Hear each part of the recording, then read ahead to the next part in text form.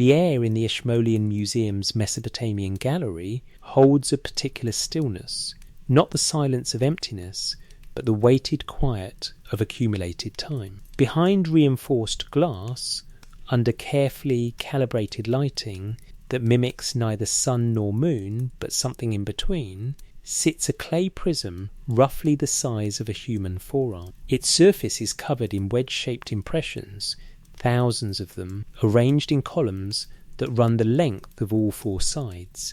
This is the Weld Blundell prism, catalogue number AN 1923.444. It was pressed into shape sometime around 1800 BC in the ancient city of Larsa, in what is now southern Iraq. The clay came from the banks of the Euphrates. The scribe who inscribed it worked methodically, column by column, preserving something that already seemed impossibly ancient even in his time. The text is a king list. It names rulers and their reign lengths, city by city, dynasty by dynasty, but in its opening sections, something extraordinary appears. Before the historical kings, whose reigns can be measured in reasonable years, the tablet records rulers who governed for thousands, even tens of thousands of years. And before them, in the earliest passages, the text makes a simple statement that has echoed through scholarship for over a century. After the kingship descended from heaven, the kingship was in Eridu, descended from heaven, not metaphorically bestowed or symbolically granted, but descended. The Sumerian term is specific, and in the administrative texts from temples, in the creation narratives, in the flood accounts, in the descent into the underworld, across hundreds of tablets spanning more than 1,000 years, that same term appears again and again in connection with a particular group, the Anunnaki. In the earliest texts, they are present, active, making decisions, bestowing kingship, creating humanity for specific purposes, gathering in council to determine the fate of the world. They appear not as distant mythological figures, but as administrators of a cosmic order, beings with functions and jurisdictions and bureaucratic responsibilities, and then, gradually, systematically, they fade, not all at once, not in a single catastrophic moment, but across centuries the Anunnaki transform. They move from heaven to the underworld, from administrators to judges of the dead, from agents of action to recipients of offerings, from specific presences to formulaic invocations, from reality to mythology. The texts document this transformation in detail. The pattern is consistent. The evidence is extensive. What remains unclear is what it means. Tonight, we're going to examine that evidence, tablet by tablet, period by period.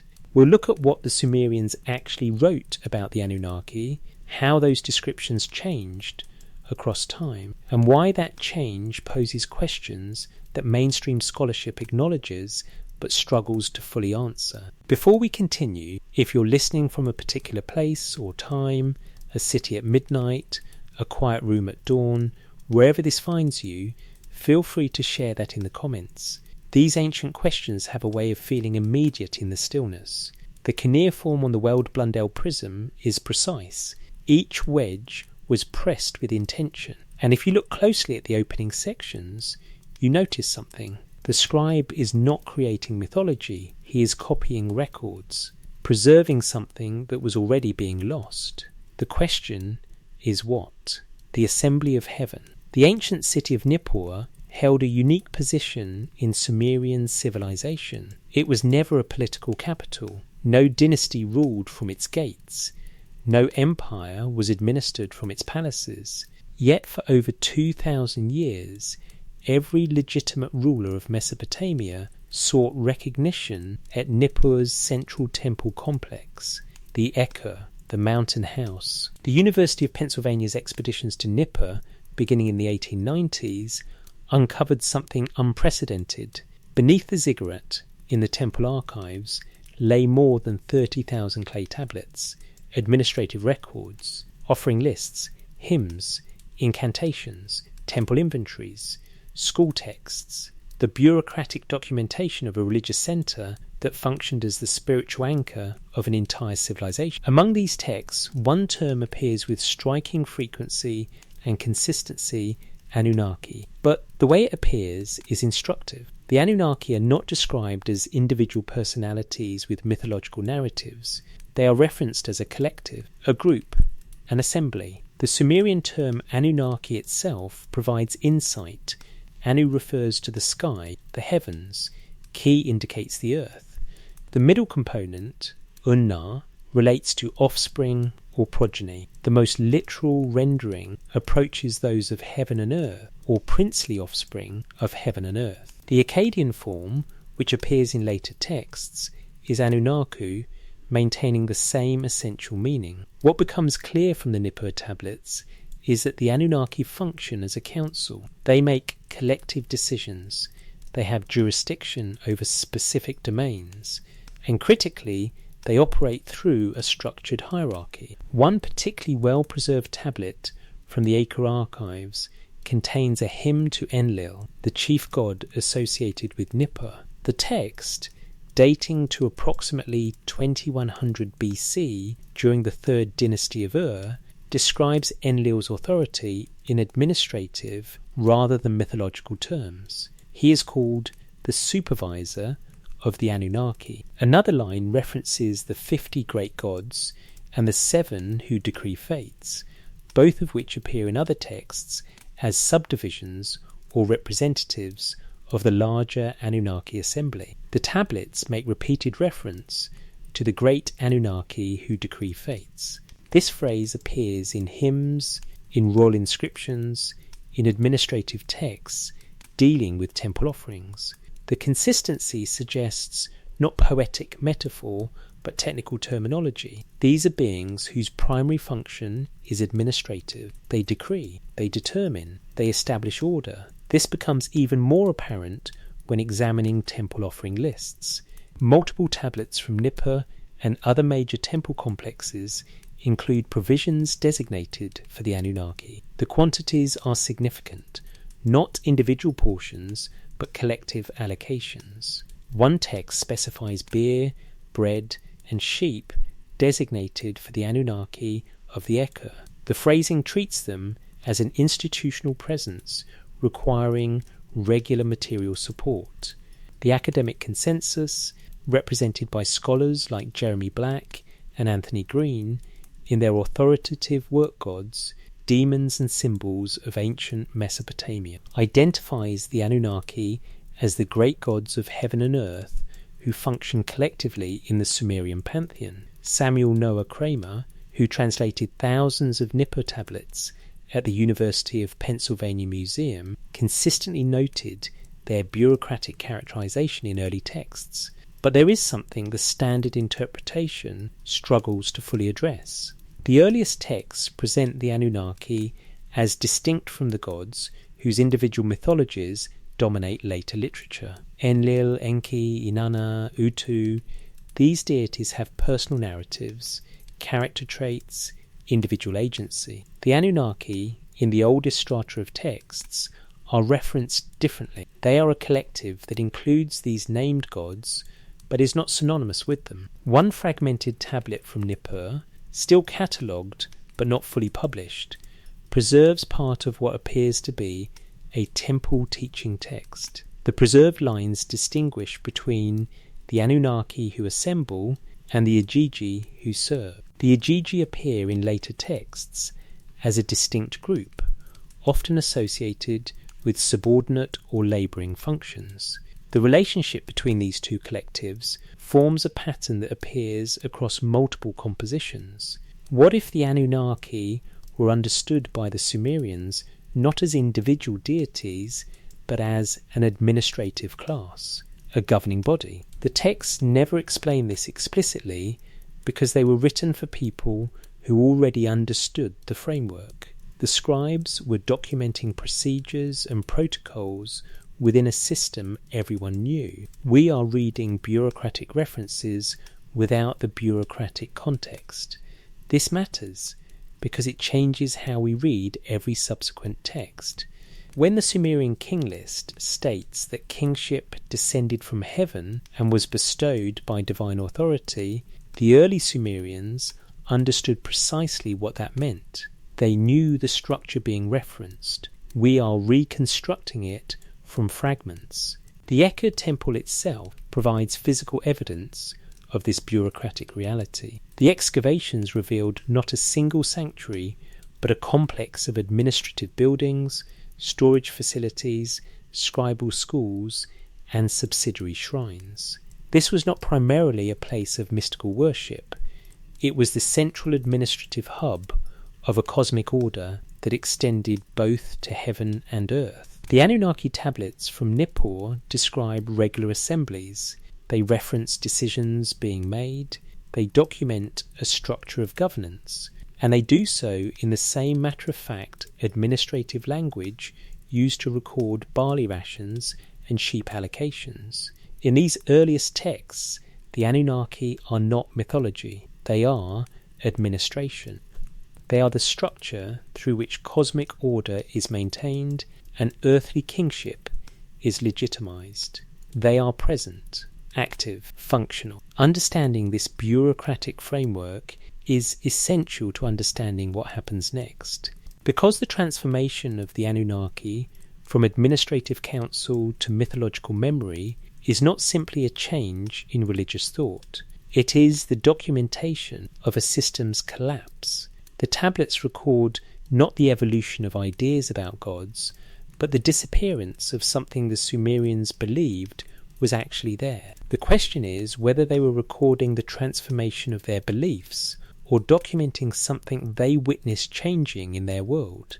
The tablets themselves do not make that distinction. They simply preserve the pattern, and the pattern is unmistakable. Something that was present began to fade. Something that assembled ceased to gather. Something that decreed stopped speaking. The texts document this transformation across centuries with the same bureaucratic precision they documented everything else. In the archives beneath Nippur's ziggurat, that transformation is preserved, column by column, tablet by tablet, as carefully as the scribes who pressed the wedges knew how to preserve anything. What they were preserving was the memory of a withdrawal when kings walked with gods. The Weld Blundell prism opens with a statement that has generated more scholarly debate than perhaps any other line in Sumerian literature. When kingship was lowered from heaven, kingship was in Eridu. The Sumerian verb ua, translated here as lowered, carries connotations of deliberate transmission, of something being handed down from a higher position to a lower one. Eridu. The name appears in Sumerian texts with a reverence accorded no other city. It is called the first city, the city where order was established.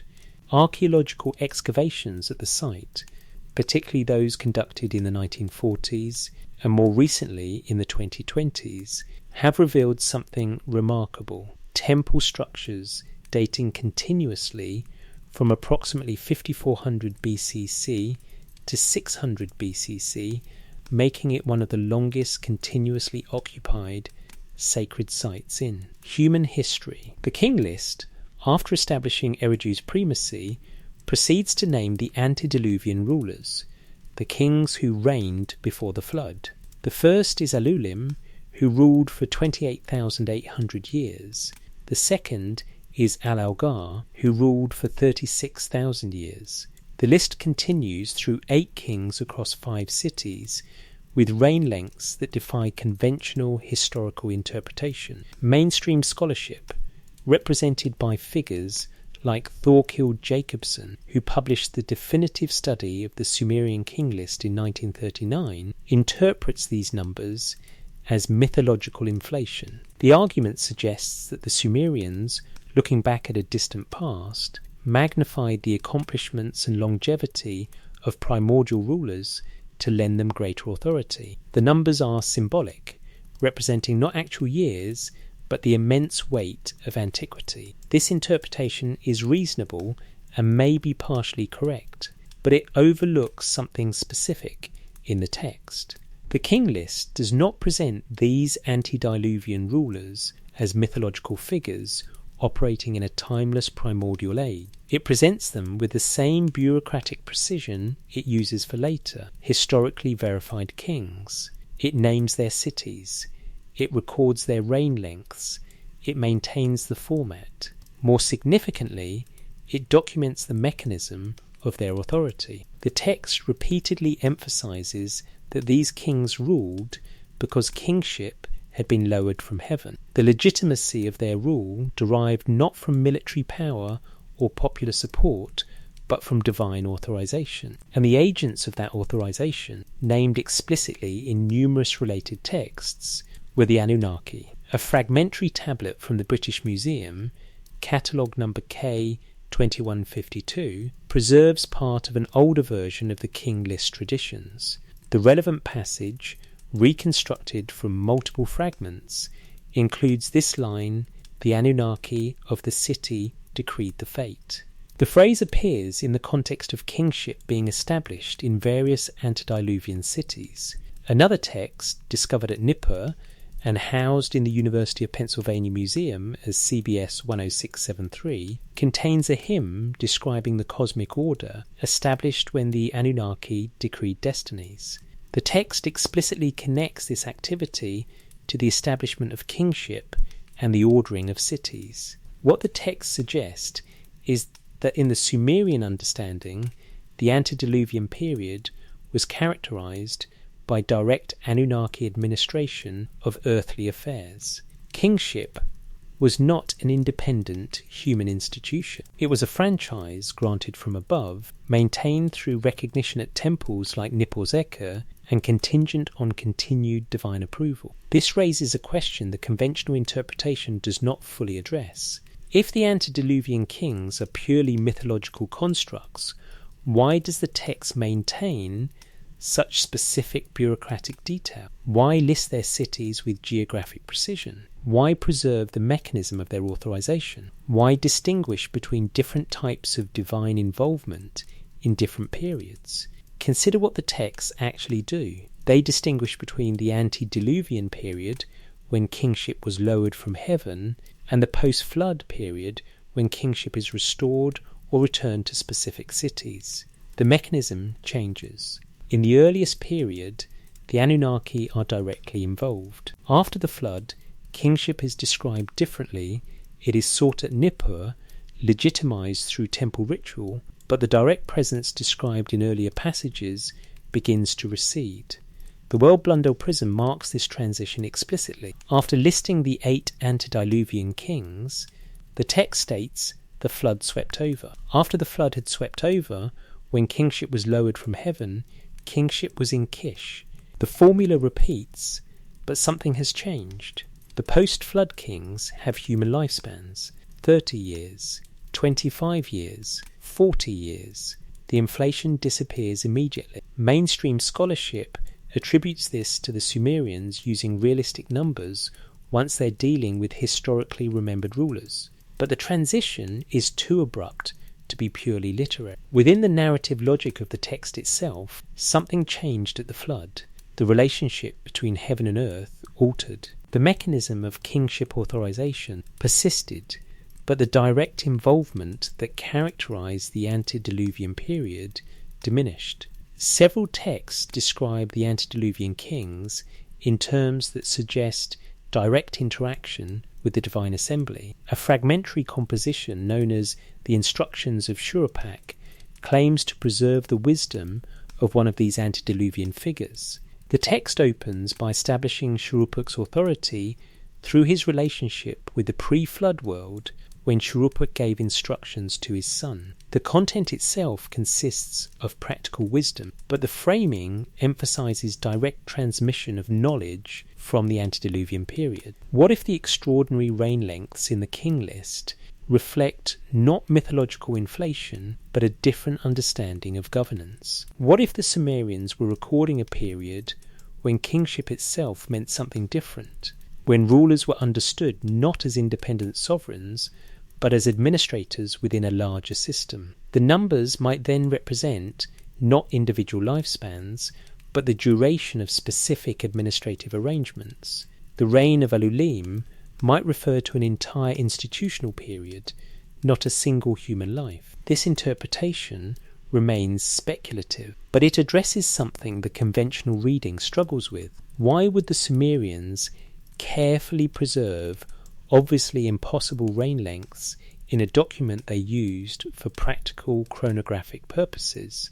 The king list was not mythological literature, it was a reference text. Scribes consulted it to establish dynastic legitimacy, to calculate dates, to resolve disputes about succession. They preserved these numbers because, within their understanding, the numbers documented something real. Not individual human lifespans, perhaps, but the architecture of a system that predated the flood, a system in which the Anunnaki were not distant mythological figures, but present administrators whose decrees established kings and whose assemblies determined the fate of cities. The archaeological evidence from Eridu and the other antediluvian cities listed in the text provides curious support for this possibility. These sites show evidence of continuous occupation from extraordinarily early periods. Eridu's temple sequence begins in the Ubaid period around 5400 BC. Ur's earliest levels date to similar antiquity. These are not mythological cities. They were real places with deep histories that the Sumerians remembered. And according to every text that references them, these cities were established when the Anunnaki walked the earth, when the assembly of heaven met in council, when kingship was not a human institution developed through social evolution, but a cosmic order imposed from above. The texts do not argue for this understanding. They assume it. The scribes preserved it because their entire civilization was built on that foundation. Every king sought legitimacy at Nippur because Nippur was where the Anunnaki had established the cosmic order. Every temple maintained its rituals because those rituals maintained connection to a structure that predated human civilization itself. Whether that structure was real or imagined, whether it documented historical events or encoded mythological truths, the texts do not ask. They simply preserve what the Sumerians believed they knew. In the time before the flood, kingship descended from heaven. The Anunnaki decreed fates. The first cities were established under divine administration, and kings ruled for thousands of years because they ruled within a system larger than individual human existence. Then the flood came, and when it receded, something had fundamentally changed. The numbers become human, the direct presence recedes, the transformation begins, and the tablets, precise and bureaucratic as always, document every stage of what was lost. The burden of creation. In the collections of the University of Pennsylvania Museum sits a tablet designated CBS 2168. The clay is broken, fragmentary, incomplete, but what remains preserves part of a narrative that appears in multiple versions across the ancient Near East. The Sumerians called it Enki and Ninmah. Akkadian versions refer to it as part of the broader Atrahasis tradition. The story addresses a question more utilitarian than mystical. Why were humans created? The text opens with a situation. The Anunnaki are labouring. They are digging canals, clearing rivers, establishing the irrigation systems that will sustain the first cities. The work is described in specific terms. They bore the toil, carried the work basket. The language is not metaphorical. It is the same terminology used in administrative texts to describe physical labour. The tablet records their complaint. The work is too heavy. Excessive is the toil. Great is the hardship. This is not cosmic mythology about the nature of creation. It is a labour dispute. The workers are tired. They want relief. The solution, proposed after the complaint reaches the higher divine authorities, is straightforward. Create a substitute worker, fashion a being capable of bearing the burden so the Anunnaki can be freed from toil. The text is explicit. Humanity is designed as a labour force. The Atrahasis epic, preserved in multiple copies at the British Museum and elsewhere, provides more detail. The creation is not a casual act. It requires planning, resources, and specific procedures. Enki, the god associated with wisdom and fresh water, oversees the technical aspects. Ninmah, also called Ninhursag in some texts, the mother goddess, handles the actual manufacture. The method is described: divine essence mixed with clay from the Apsu, the primordial freshwater aquifer beneath the earth. One passage from the old Babylonian version, housed at the British Museum as tablet BM 78941, preserves the procedure with striking specificity: let one god be slaughtered, then let the gods be cleansed by immersion. Let Nintu mix the clay with his flesh and blood. Let God and man be thoroughly mixed in the clay. The divine component is biological. The process is methodical. The product has a specific purpose. Mainstream Assyriologists, including W.G. Lambert, who published the definitive edition of Atrahasis in 1969, interpret this narrative as an etiological myth, a story explaining the origins of humanity's subordinate position in the cosmic order. Humans work because they were created to work. The myth justifies the social reality of agricultural labour and the temple economy's dependence on human workforce. This interpretation is academically sound. Similar creation narratives appear across Near Eastern cultures, usually explaining why humanity serves the gods. The pattern is consistent with how ancient societies understood their relationship to the divine realm. But the text includes details that exceed what an etiological myth requires. Why specify the procedure so precisely? Why document the labour dispute that precipitated the decision? Why describe the Anunnaki situation in such practical, almost mundane terms? The narrative feels less like mythological poetry and more like historical documentation. Not a story explaining why things are this way, but a record of how they came to be this way. The CBS 2168 tablet, despite its fragmentary condition, preserves a section where Ninmah experiments with the creation process. She produces 7 different versions, each with specific variations. Some are unsuccessful. The text lists their defects with clinical precision. Enki then demonstrates his own skill by creating successful versions.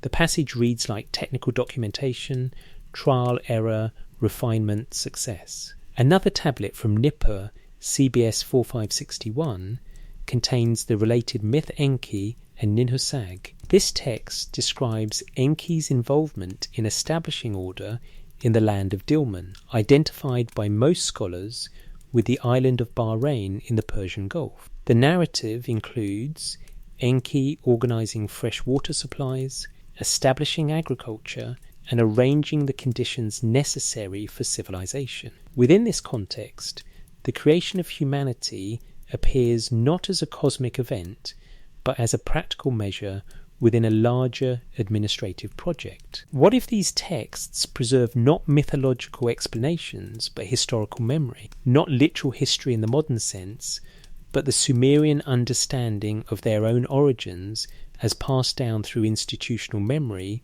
preserved in temple archives. Consider the consistency across different versions of the story. The problem is always labour. The solution is always creating humans to assume that burden. The procedure is always described in specific, replicable terms, and the agents, the beings who perform this creation, are always the same: the gods of the Anunnaki assembly, acting under institutional authority, solving an institutional problem. The texts do not present this as miraculous or metaphysical. They present it as engineering. A need is identified, resources are allocated, procedures are developed. The product is manufactured. Success is achieved.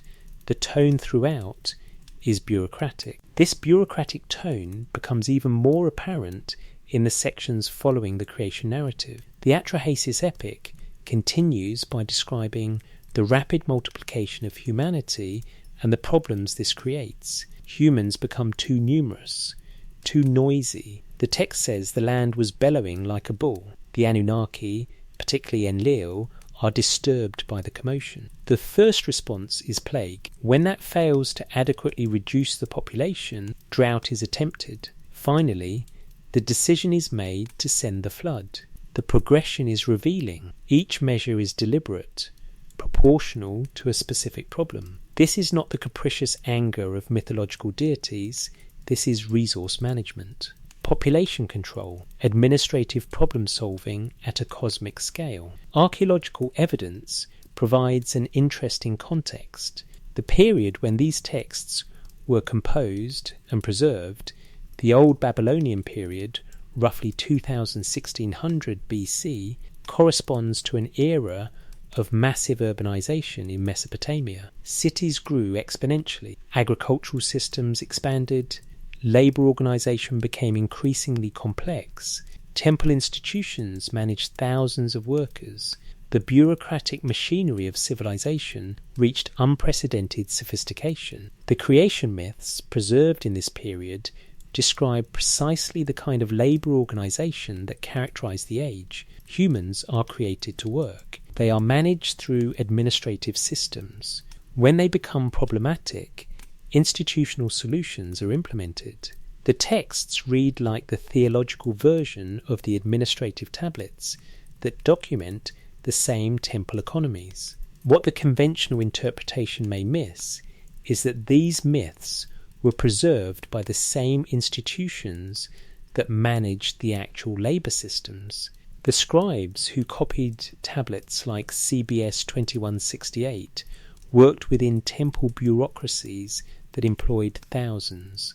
They documented daily rations, work assignments, production quotas, and labour disputes. When they copied creation narratives describing the Anunnaki's need for workers and their solution of creating humanity, they were working within a conceptual framework that matched their daily experience. Whether the myths originated as historical memory or developed as theological justification for existing social structures, they reveal something important about how the Sumerians understood their relationship to the Anunnaki. Humans were not created for worship or spiritual communion. They were created to work, and the beings who created them did so to solve a practical problem, not to engage in cosmic mysticism. The texts preserve this understanding with remarkable consistency. From the earliest Sumerian versions to the later Babylonian elaborations, the core remains the same. The Anunnaki had a problem.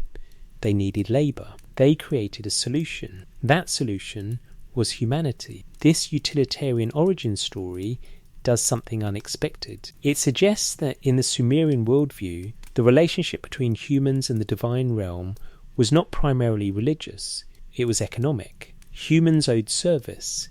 The Anunnaki required workers. Temples served as the administrative interface managing that relationship.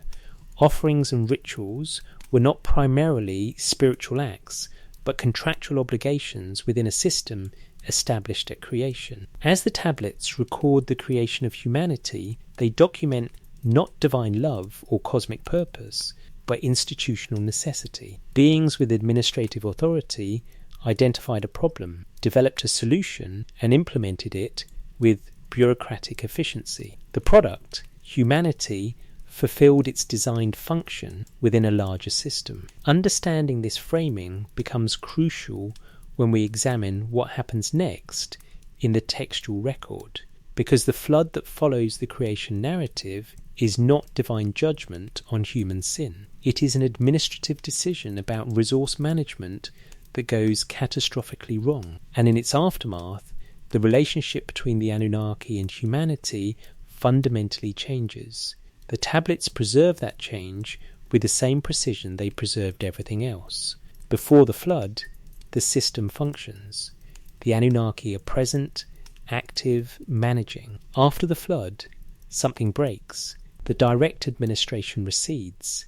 The relationship transforms. And humanity is left with temples and rituals and increasingly distant memories of a time when the gods walked the earth and kings reigned for thousands of years under their direct supervision. The creation narratives, read carefully, document not the beginning of mythology, but the end of something else. Something the Sumerians believed had once been written, something that created them for a purpose, and then, after the flood, began to fade into shadow. The deluge and the silence that followed. Tablet C of the Epic of Gilgamesh, catalogue number K3375 in the British Museum's collection, preserves one of the most famous narratives in ancient literature. When George Smith first translated it in 1872, the Victorian audience was stunned. Here, in cuneiform pressed into clay over 1,000 years before the biblical text was compiled, was an account of a global flood so similar to Noah's story that the parallels could not be dismissed. But the Gilgamesh flood narrative, detailed as it is, represents only one version of a story the Mesopotamians told and retold across millennia. The Atrahasis epic contains a longer, more detailed account. Fragments of an even older version, the Eridu Genesis, survive in Sumerian. Each version differs in details, but all agree on the essentials. The gods decided to destroy humanity with a flood.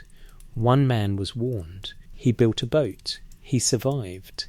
And in the aftermath, something fundamental changed. The Gilgamesh version is narrated by Utnapishtim, the flood survivor, to Gilgamesh himself. The old man lives at the edge of the world, having been granted immortality after the flood. His account begins with a decision made in secret. The great gods held a council. Enlil, the supreme authority at Nippur, proposed sending the flood.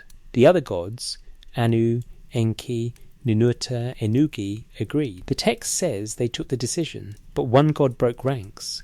Enki, called Ea in the Akkadian version, revealed the plan to Utnapishtim through an indirect method. Speaking to the reed wall of the man's house, Enki warned of the coming destruction and provided specific instructions for building a survival vessel. The dimensions are preserved with precision, length, width, height, all specified in exact measurements. The flood itself is described in terms that suggest something beyond normal meteorological events. The text speaks of the Anunnaki lifting torches, setting the land ablaze with their flare. The storm god Adad thundered across the sky. For 6 days and 7 nights, the deluge overwhelmed the land. The text says even the gods were terrified by what they had unleashed.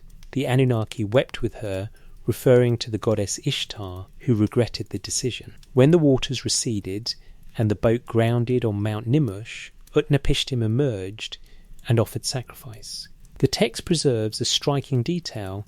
The gods smelled the savour. The gods smelled the sweet savour. The gods crowded like flies about the sacrifice.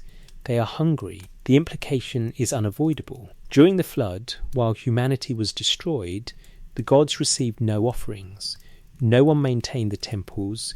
No one provided the regular sustenance that the entire system depended upon. The Atrahasis version makes this explicit. After the flood, Enlil's rage at humanity's survival turns to pragmatic recognition. The text records his acknowledgement: the gods need humans. The labour system must be restored. But the terms change. Population control measures are instituted, human lifespans are limited, infant mortality is increased through the creation of demons that snatch children. The system is rebuilt, but with safeguards against the overpopulation that precipitated the disaster. What the flood narratives document is a crisis in the relationship between the Anunnaki and humanity. The administrative system broke down. The solution nearly destroyed both parties, and in the aftermath, the relationship had to be renegotiated. Academic interpretations, particularly those developed by scholars like W.G. Lambert and A.R. George, understand the flood myth as a reflection of real catastrophic flooding events in Mesopotamian history combined with theological explanations for human mortality and suffering. Archaeological evidence from Ur, Kish and other sites shows flood deposits dating to the early 3rd millennium BC, which may have inspired or reinforced the mythological tradition. This interpretation is reasonable. Mesopotamia experienced devastating floods. The mythology explaining those floods naturally incorporated the culture's theological framework. The narratives serve to explain why humans die, why infants perish, why life is difficult, all traceable to divine decisions made at the flood. But there is something the standard interpretation may not fully capture. The texts do not primarily focus on explaining human suffering. They focus on documenting a rupture in the cosmic order. Before the flood, the system functioned. The Anunnaki administered. Humans laboured. Temples operated. The relationship, however one-sided, was functional. After the flood, that relationship fundamentally changed. The change appears in subsequent texts in subtle but consistent ways. Post-flood narratives describe the gods differently. They become more distant, less directly involved. The Anunnaki, specifically, transform from active administrators to more passive recipients of worship. The bureaucratic tone that characterized earlier texts gives way to mythological narratives where individual gods have adventures, conflicts, and personal motivations. One tablet from the Yale Babylonian collection, YBC 2394, contains a fragment of a composition describing the restoration of the cult places after the flood. The text lists temples being rebuilt, rituals being reinstituted, offerings being resumed. But the phrasing is significant. The temples are restored. The gods do not rebuild them. Humans do. The god's role has shifted from active administration to passive receipt of service. The Sumerian king list marks this transition explicitly. After recording the flood, it states, after the flood had swept over, when kingship was lowered from heaven, kingship was in Kish. The formula remains the same, but the context has changed. The post-flood kings do not reign for thousands of years. They reign for decades. The connection to the divine realm persists, but it is attenuated. The direct presence that characterized the antediluvian period has receded. What if the flood narratives preserve historical memory not of a natural disaster, but of a systemic collapse? What if the Sumerians were documenting not metaphorical destruction, but an actual rupture in a relationship they understood as foundational to their civilization? The texts describe the Anunnaki's terror during the flood. They describe the gods' recognition that they had nearly destroyed the labour force that sustained them. They describe a renegotiation, a compromise, a new arrangement. And critically, they describe this new arrangement as diminished, less than what came before, a restoration that did not fully restore. Archaeological evidence from Mesopotamia shows that the period around 2900-2800 BC, roughly contemporary with the early dynastic period when flood narratives are first attested, corresponds to significant cultural disruption. City sizes fluctuate, settlement patterns shift, political structures reorganize. Something did happen that the Sumerians remembered as catastrophic. Whether that something was a massive flood, a series of floods, or some other crisis lost to history, the texts remember it as the moment when the direct administration of the Anunnaki ended. Before the flood, the gods walked the earth. Kingship descended from heaven with active divine involvement. The first cities were established under direct supervision. After the flood, that presence receded. Humans continued to serve the temples, but the beings they served became progressively more distant, more formulaic, more mythological. The flood marks the beginning of the transformation this script traces. The Anunnaki do not disappear immediately. They continue to appear in texts for centuries, but their character changes from administrators to judges, from present to remembered, from reality to mythology. And the texts preserve this transformation with remarkable consistency. The scribes who copied these narratives worked within institutions that claimed direct descent from the antediluvian world. The temples at Eridu, Nippur-Ur all trace their foundations to the time before the flood. When they preserved flood narratives describing how that world ended and what replaced it, they were documenting their own institutional history. Whether that history recorded actual events or mythologized social memory, it reveals how the Sumerians understood their present in relation to their past. They believed something had been lost at the flood. Something had changed. The relationship between heaven and earth, between the Anunnaki and humanity, between divine administration and earthly order, all of it had been fundamentally altered. The tablets record the Anunnaki's terror during the flood.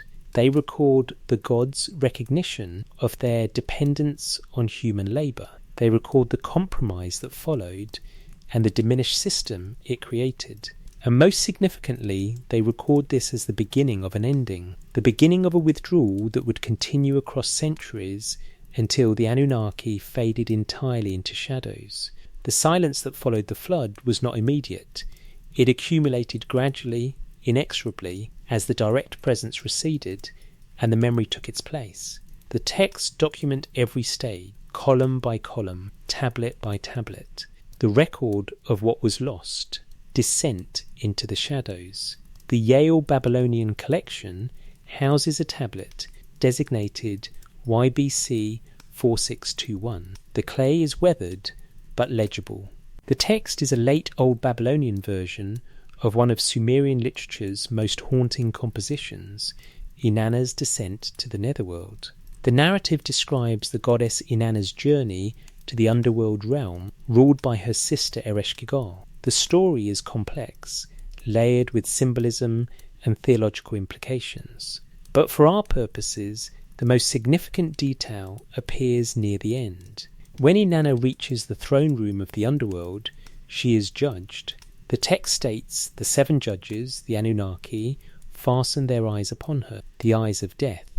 At their word, the word that tortures the spirit, the sick woman was turned into a corpse. The corpse was hung on a hook. Here, in this underworld scene, the Anunnaki appear in a role dramatically different from their depiction in creation narratives and king lists. They are no longer administrators of the cosmic order, bestowing kingship and organizing cities. They have become judges of the dead. Fixed, immobile, their eyes frozen, their words reduced to pronouncement of death. They do not deliberate or decree fate in the dynamic sense of earlier texts. They simply judge and execute judgment. Multiple versions of this text exist, including fragments in the British Museum's collection, BM 69737, and related pieces. All versions agree on this detail. In the underworld, the Anunnaki serve as judges. The number 7 is specific and consistent. These are not the great assembly of heaven and earth. They are a fixed panel in the realm of death. This represents a remarkable transformation. Earlier texts presented the Anunnaki as the highest council, determining the fate of cities and kings. The hymn to Enlil calls them the great Anunnaki who decree fates. The creation narratives show them solving problems, making decisions, actively shaping the world. But in Inanna's descent, which scholars date to the early 2nd millennium BC, after the flood narratives, the Anunnaki have relocated from heaven to the underworld, from cosmic administrators to judges of individual souls. The scholarly consensus, represented by researchers like Samuel Noah Kramer and Thorkild Jacobson, who published extensive work on Sumerian mythology in the mid-20th century, interprets this as evidence of theological evolution. The concept of the Anunnaki, they argue, was flexible.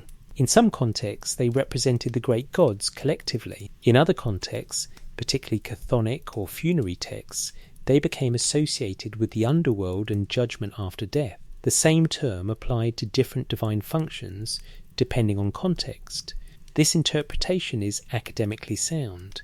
Mesopotamian theology was not systematic. Different traditions coexisted. Regional variations appeared. Scribal schools preserved different versions of the same narratives. The flexibility in how the Anunnaki are depicted could simply reflect this natural theological diversity. But the chronological pattern suggests something more systematic. The oldest texts, the king lists, the creation narratives, the antediluvian traditions, consistently place the Anunnaki in heaven, on earth, actively involved in cosmic administration. Post-flood texts increasingly associate them with the underworld. The transformation is not random, it is directional. Something that was above moves below. Something that was present becomes confined to the realm of death. Another text makes this transition even more explicit. A tablet from Nippur, catalogued as CBS 6894 and held at the Penn Museum, contains fragments of a composition describing the underworld's organisation. The relevant passage, though broken, indicates that the Anunnaki of the netherworld are distinct from the great gods who remain above. The text seems to be documenting a division. Some Anunnaki remain in their original positions, while others have descended to or been relegated to the underworld. The mythology surrounding the goddess Ereshkigal herself is instructive. According to Mesopotamian tradition, Ereshkigal was not originally the queen of the underworld. She was taken there, assigned there, or in some versions, banished there. She became the underworld's ruler, not by choice, but by circumstance. And her court, including the 7 Anunnaki judges, represents not the original cosmic order, but a shadow version of it. The structure remains, but the location and function have fundamentally changed.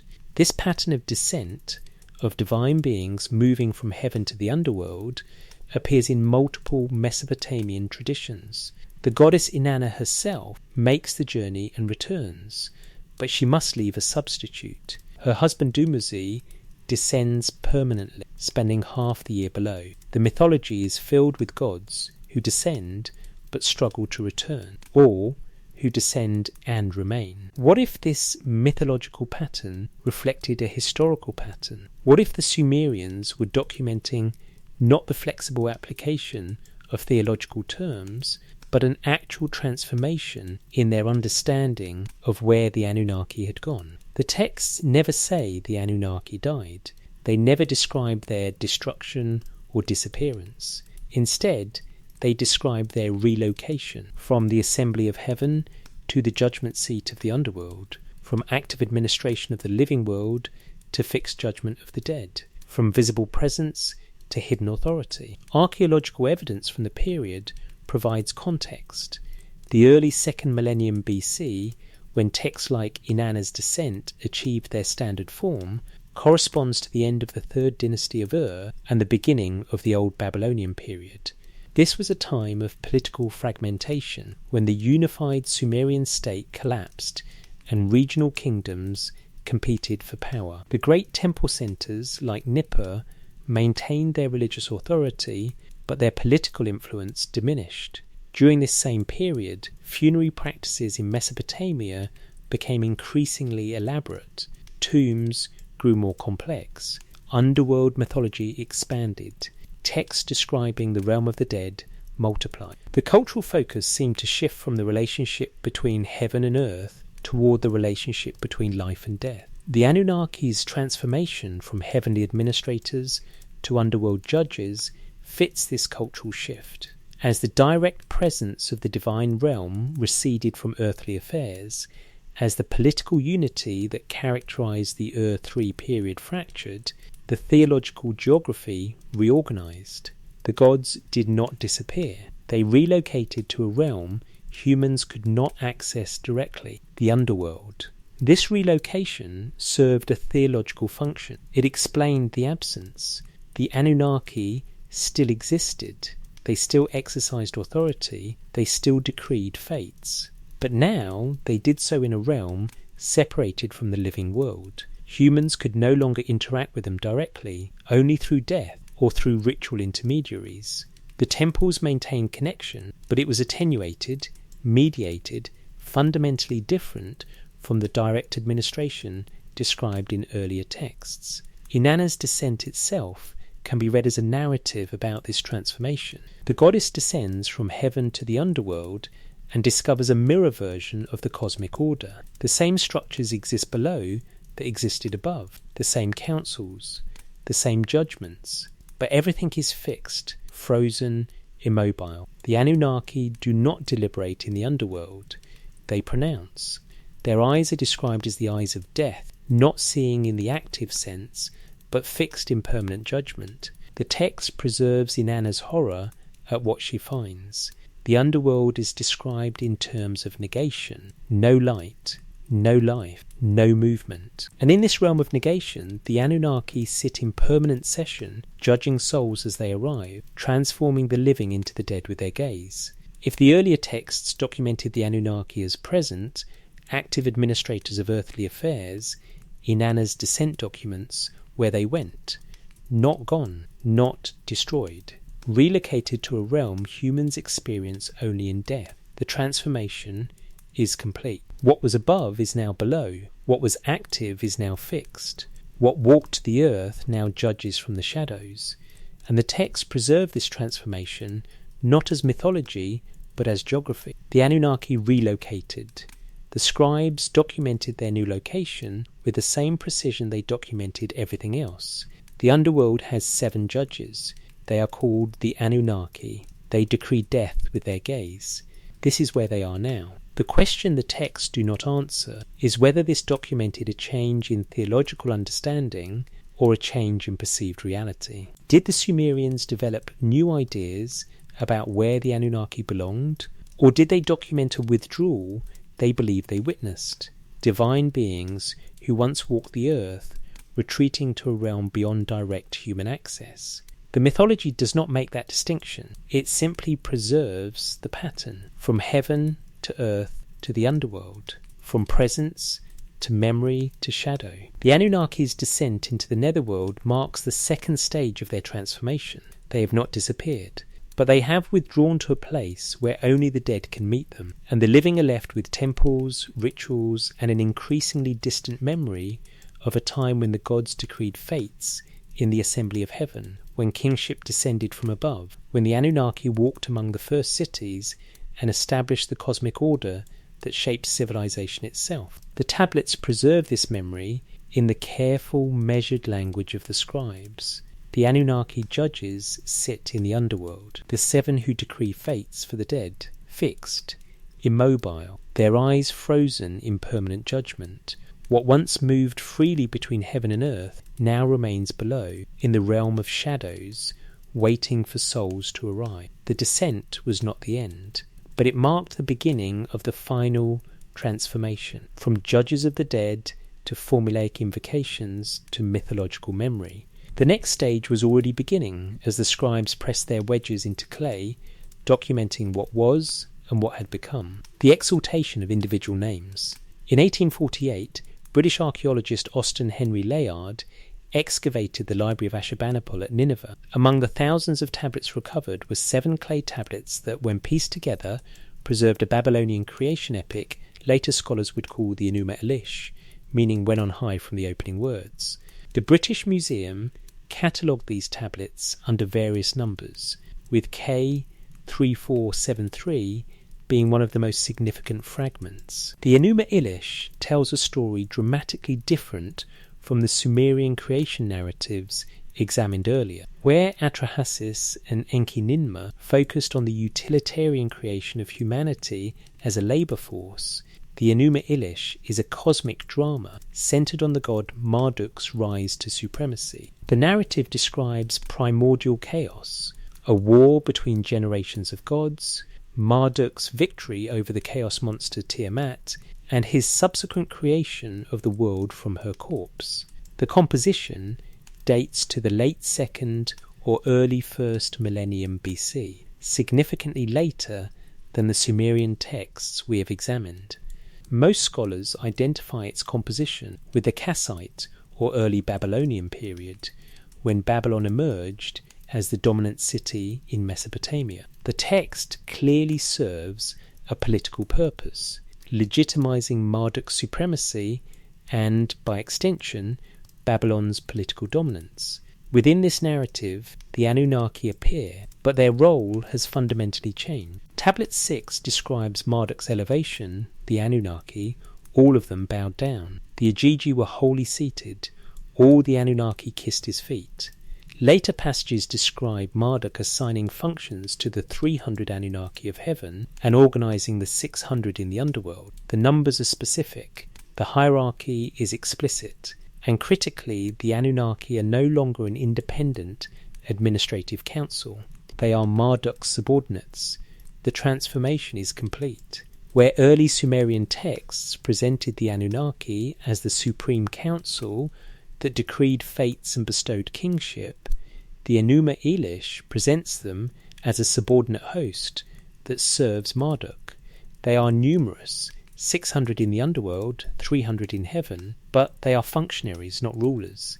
They bow down, they take orders. They have become the divine bureaucracy serving a single supreme authority. Academic interpretation particularly the work of scholars like W.G. Lambert, who published the authoritative edition of the Enuma Elish in 2013, understands this as theological revision reflecting political reality. As Babylon rose to dominance, its patron god Marduk needed to be elevated above the traditional Sumerian pantheon. The Enuma Elish accomplished this by retelling creation with Marduk as the hero and reducing other divine figures to supporting roles.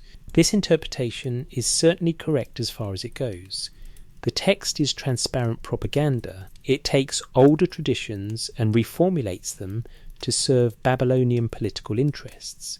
The pattern was common in the ancient Near East. New political powers required new theological justifications. But the specific way the Enuma Elish handles the Anunnaki is worth examining. The text does not eliminate them. It does not dismiss their traditional authority. Instead, it subordinates them. It gives them numbers, ranks, assigned positions. It transforms them from an independent council into a hierarchical bureaucracy serving a single supreme god. This represents the third stage in the transformation we have traced. First, the Anunnaki were the Supreme Council, active administrators of cosmic order as documented in the earliest Sumerian texts. Second, they relocated to the underworld, becoming judges of the dead, as seen in narratives like Inanna's descent. Now in the Enuma Elish, they are reorganized into a subordinate host, numerous but powerless, bowing before a single supreme authority. The progression is systematic, from independent authority to relocated authority to subordinate status. Each stage represents a diminishment. Each text documents a further step in the transformation from gods to functionaries to formulaic references. Other Babylonian texts from this period show similar patterns. Administrative documents from Babylon's temples continue to mention the Anunnaki, but the references become increasingly standardized. An offering for the Anunnaki appears in ritual texts, but the Anunnaki themselves are not individually named or characterized. They have become a collective formula, a traditional phrase maintained in ritual but increasingly empty of specific meaning. The contrast with individual gods is striking. Marduk receives extensive mythological elaboration in this period. His deeds are celebrated, his temples are built and rebuilt, he is addressed in personal terms with epithets describing his character, power and benevolence. The same is true for other major gods, Ishtar, Shamash, Sin, Ea. Each maintains individual identity, personal mythology, continued relevance, but the Anunnaki collectively fade into formula. They appear in traditional phrases, they are invoked in ritual, but they do not act, they do not have new stories, they do not develop.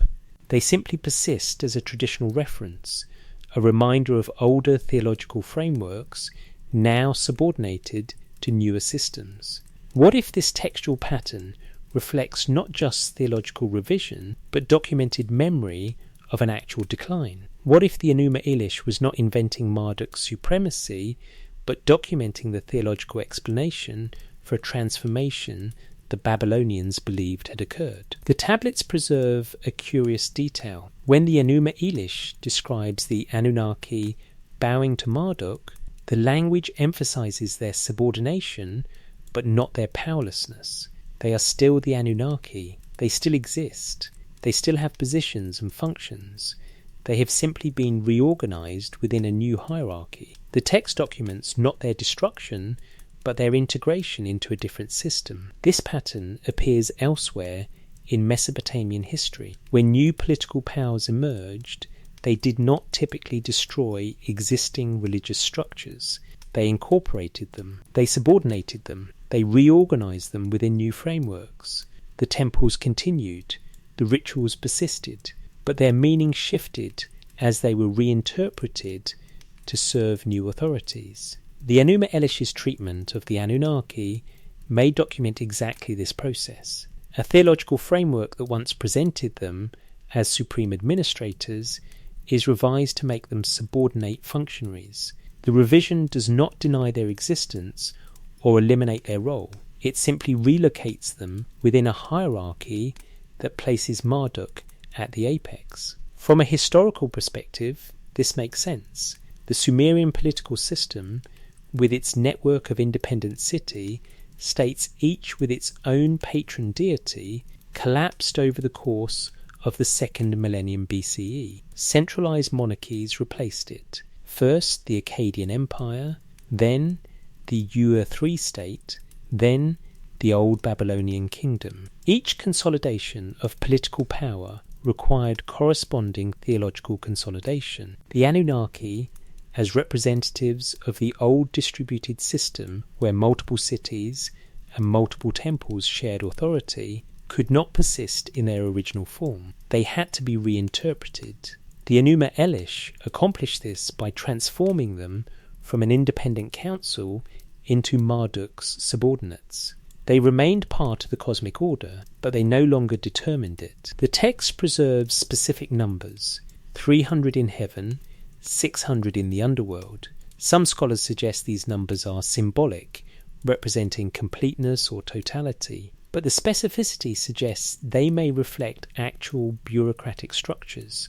The Babylonian temple system employed hundreds of functionaries. The numbers in the Enuma Elish may reflect the earthly reality projected onto cosmic order. The Anunnaki become the divine equivalent of temple administrators, numerous, necessary, but subordinate to central authority. What the Enuma Elish documents, whether intentionally or not, is the transformation of a divine council into a divine bureaucracy, from independent authorities who decreed fates to subordinate functionaries who carried out orders, from the source of cosmic order to its maintenance personnel. This transformation was not complete in the Enuma Elish itself, but it marked a critical stage. The text legitimized thinking about the Anunnaki as subordinate, as organized within hierarchy, as no longer possessing independent authority. Once that framework was established, the next steps followed naturally. In subsequent texts, the Anunnaki appear primarily in traditional formulas, an offering for the Anunnaki, the great Anunnaki who decree fates, but now the phrase is ritualistic, not descriptive. They are invoked, but not engaged, mentioned, but not characterized, present in tradition, but absent in theological development. The exaltation of Marduk required the subordination of the Anunnaki. The rise of Babylon required the diminishment of the old Sumerian divine council. The transformation was not hidden. It was documented, preserved, transmitted. The tablets record every stage, from supreme council to underworld judges to subordinate host, from active presence to relocated authority to formulaic reference. The pattern is consistent. The direction is clear. With each textual layer, with each period's reinterpretation, the Anunnaki fade further, not eliminated, not forgotten, but transformed into shadows of what earlier texts described. The scribes who copied the Enuma Elish in Ashurbanipal's library were preserving a text that documented this transformation. They catalogued it carefully, they copied it precisely, they transmitted it to the future. Whether they understood they were preserving the record of a decline or simply maintaining a traditional text, the pattern is preserved. The Anunnaki, bowing to Marduk, marks the moment when what was highest becomes subordinate, when independent authority becomes delegated function, when gods become mythology. The transformation was not instantaneous, but this text marks the point where it became official theology, where the revision replaced the original, where memory began its final fade into shadow. The last days of Ur. The third dynasty of Ur, often abbreviated as Ur III by scholars, represents the last florescence of Sumerian political power. From approximately 2112 to 2004 BC, the kings of Ur constructed a centralized bureaucratic state of unprecedented sophistication. Tens of thousands of administrative tablets survive from this period, documenting every aspect of state organization with remarkable precision. Grain allocations, livestock movements, worker assignments, temple offerings. The Ur III administration recorded everything. Within this vast bureaucratic archive, references to the Anunnaki appear with notable frequency, but the way they appear reveals something significant. The texts mention offerings for the Anunnaki in the same administrative language used for offerings to other deities. They reference the great Anunnaki in ritual contexts. They maintain the traditional formulae, but the references have become standardized, ritualistic, empty of the specific administrative content that characterized earlier texts. One tablet from the Year 3 period, part of the Neo-Sumerian administrative corpus held at various institutions including the British Museum and the University of Pennsylvania, documents monthly offerings at the Temple of Enlil in Nippur. The list includes specific quantities of grain, beer and livestock designated for various deities, among them 2 sheep for the Anunnaki. The phrase appears without elaboration, without specific context, without the administrative detail that would indicate active engagement. It is a line item in a budget, a traditional obligation maintained through bureaucratic routine.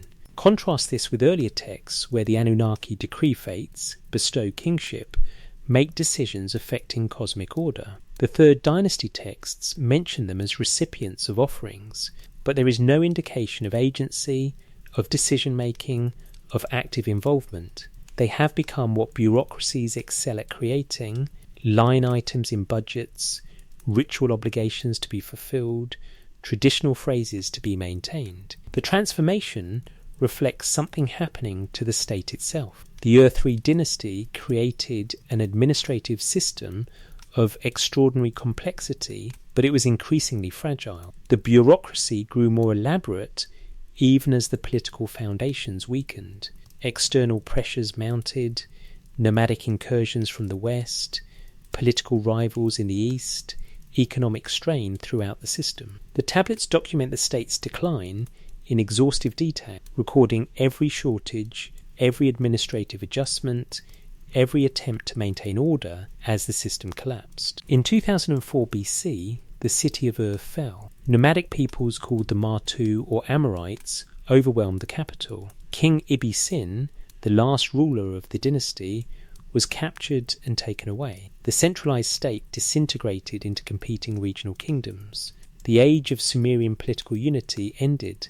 A composition known as the Lament for Ur preserves the Sumerian response to this catastrophe. Multiple versions exist, with the most complete housed at the University of Pennsylvania as CBS 1063. The text describes the destruction in vivid terms: temples burned, people slaughtered, the city reduced to ruins. But critically, the lament frames the disaster theologically. The gods abandoned Inanna, the patron deity, departed. Enlil decreed the city's destruction, and the great Anunnaki changed the destiny. The phrasing is significant. The Anunnaki are still credited with power over fate, but they changed the destiny, implying they reversed or altered what had been established. They did not decree a new order, they undid an old one. The language suggests not active administration, but reactive abandonment. The cosmic order that sustained Ur was withdrawn, and the city fell. Another text from the same period, the Lament for Sumer and Ur, expands this theme. It describes the gods abandoning their cities one by one. Each deity departs from their temple. The land is left without divine protection, and the result is catastrophic collapse. The text attributes this abandonment to Enlil's decision, decreed in the assembly of the gods. But the Anunnaki, who in earlier texts would have been central to such a decision, are mentioned only tangentially. They are present in the assembly, but they are not driving the action. They have become witnesses to decisions made by individual gods. The scholarly interpretation, developed by researchers like Thorkild Jacobson and Piotr Michalowski, who published extensive studies of the Year 3 collapse, understands these laments as theological attempts to explain political disaster. The Sumerians could not accept that their civilization fell due to military defeat or administrative failure. They needed to understand it as divine will. The laments provided that understanding by framing the collapse as the gods' abandonment of their cities. This interpretation is sound, but it overlooks the specific way the Anunnaki are referenced in these texts. They do not abandon their cities because they do not have cities. Unlike Nanna at Ur, or Enlil at Nippur, or Inanna at Uruk, the Anunnaki are not tied to specific locations. They are, or were, the assembly of heaven and earth. They were supposed to represent cosmic order itself, transcending individual cities. The laments document their failure to maintain that order, or their inability, or their withdrawal from that function. The texts are not explicit about causation. They simply document the pattern. The Anunnaki changed the destiny. The gods abandoned their cities. The system collapsed. What if the Ur-3 administrative tablets, with their formulaic references to Anunnaki offerings maintained through bureaucratic routine, document the beginning of this abandonment? What if the transformation from active administrators to passive recipients of ritual had already occurred before the dynasty's collapse? The laments would then be documenting not divine abandonment as explanation for collapse, but divine absence as its precondition. Consider the sequence. In the early 3rd millennium, texts present the Anunnaki as active cosmic administrators.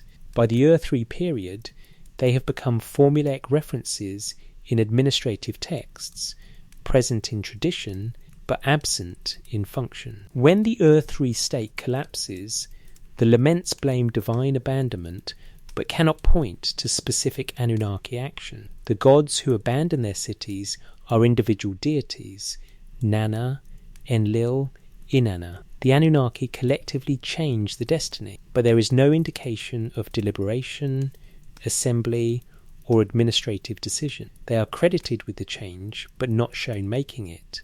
The post-Ur-3 period sees the final stage of this transformation. In the Old Babylonian texts that follow, the Anunnaki appear almost exclusively in traditional formulas and underworld contexts. They are the great Anunnaki who decree fates, but the phrase has become ritualistic. They are the 7 judges in the netherworld. They are subordinate to Marduk in the Enuma Elish. They are recipients of offerings in ritual texts, but they are no longer actors in historical or cosmic narratives. Archaeological evidence from this period shows the physical transformation of temple complexes. The great Sumerian cities continue to be inhabited, but their temples are rebuilt by Babylonian, Assyrian, and later rulers in ways that reflect new theological priorities. The Ekka at Nippur remains important, but it is renovated to honour Enlil specifically, not the Anunnaki assembly. Individual gods receive elaborate cult centres. The Anunnaki receive formulaic mention. One particularly striking tablet from the post-Ur-3 period, held at the British Museum as part of its Babylonian collection, contains a ritual text for temple purification. The procedure involves offerings to a long list of deities. Near the end of the list appears the phrase, "and to all the Anunnaki." The collective term has become an afterthought, a catch-all category, a way to ensure nothing is omitted from ritual, even if its specific meaning has faded. This is how living traditions become dead formulas, not through intentional suppression or sudden abandonment, but through gradual marginalisation. The phrases are maintained because tradition requires it. The offerings continue because ritual demands it. But the understanding of who the Anunnaki were and what they did slowly dissipates. They fade into the background of religious practice, still invoked but no longer engaged. The last days of Ur mark the end of Sumerian political independence.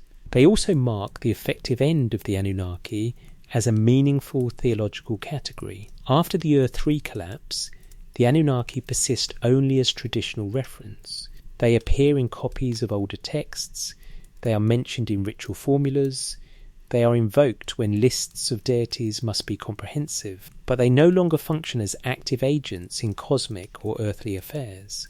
The transformation is complete. From supreme cosmic administrators in the antediluvian texts, to underworld judges in Inanna's descent, to subordinate functionaries in the Enuma Elish, to formulaic references in Ur-3 administrative texts, to historical memories invoked during the dynasty's collapse. Each stage documents further diminishment. Each period shows them fading further into shadow. The tablets preserve every stage of this transformation with bureaucratic precision. The scribes recorded offerings maintained even as their meaning faded. They copied laments blaming divine abandonment. They transmitted the old formulas even as new theologies replaced them. They documented, with the same care they documented everything, the end of an age and the beginning of something else. The Anunnaki did not disappear. They transformed into memory, into formula, into traditional phrases maintained by ritual inertia long after their original meaning dissipated. The last days of Ur mark not their end, but their final transformation from gods into shadows.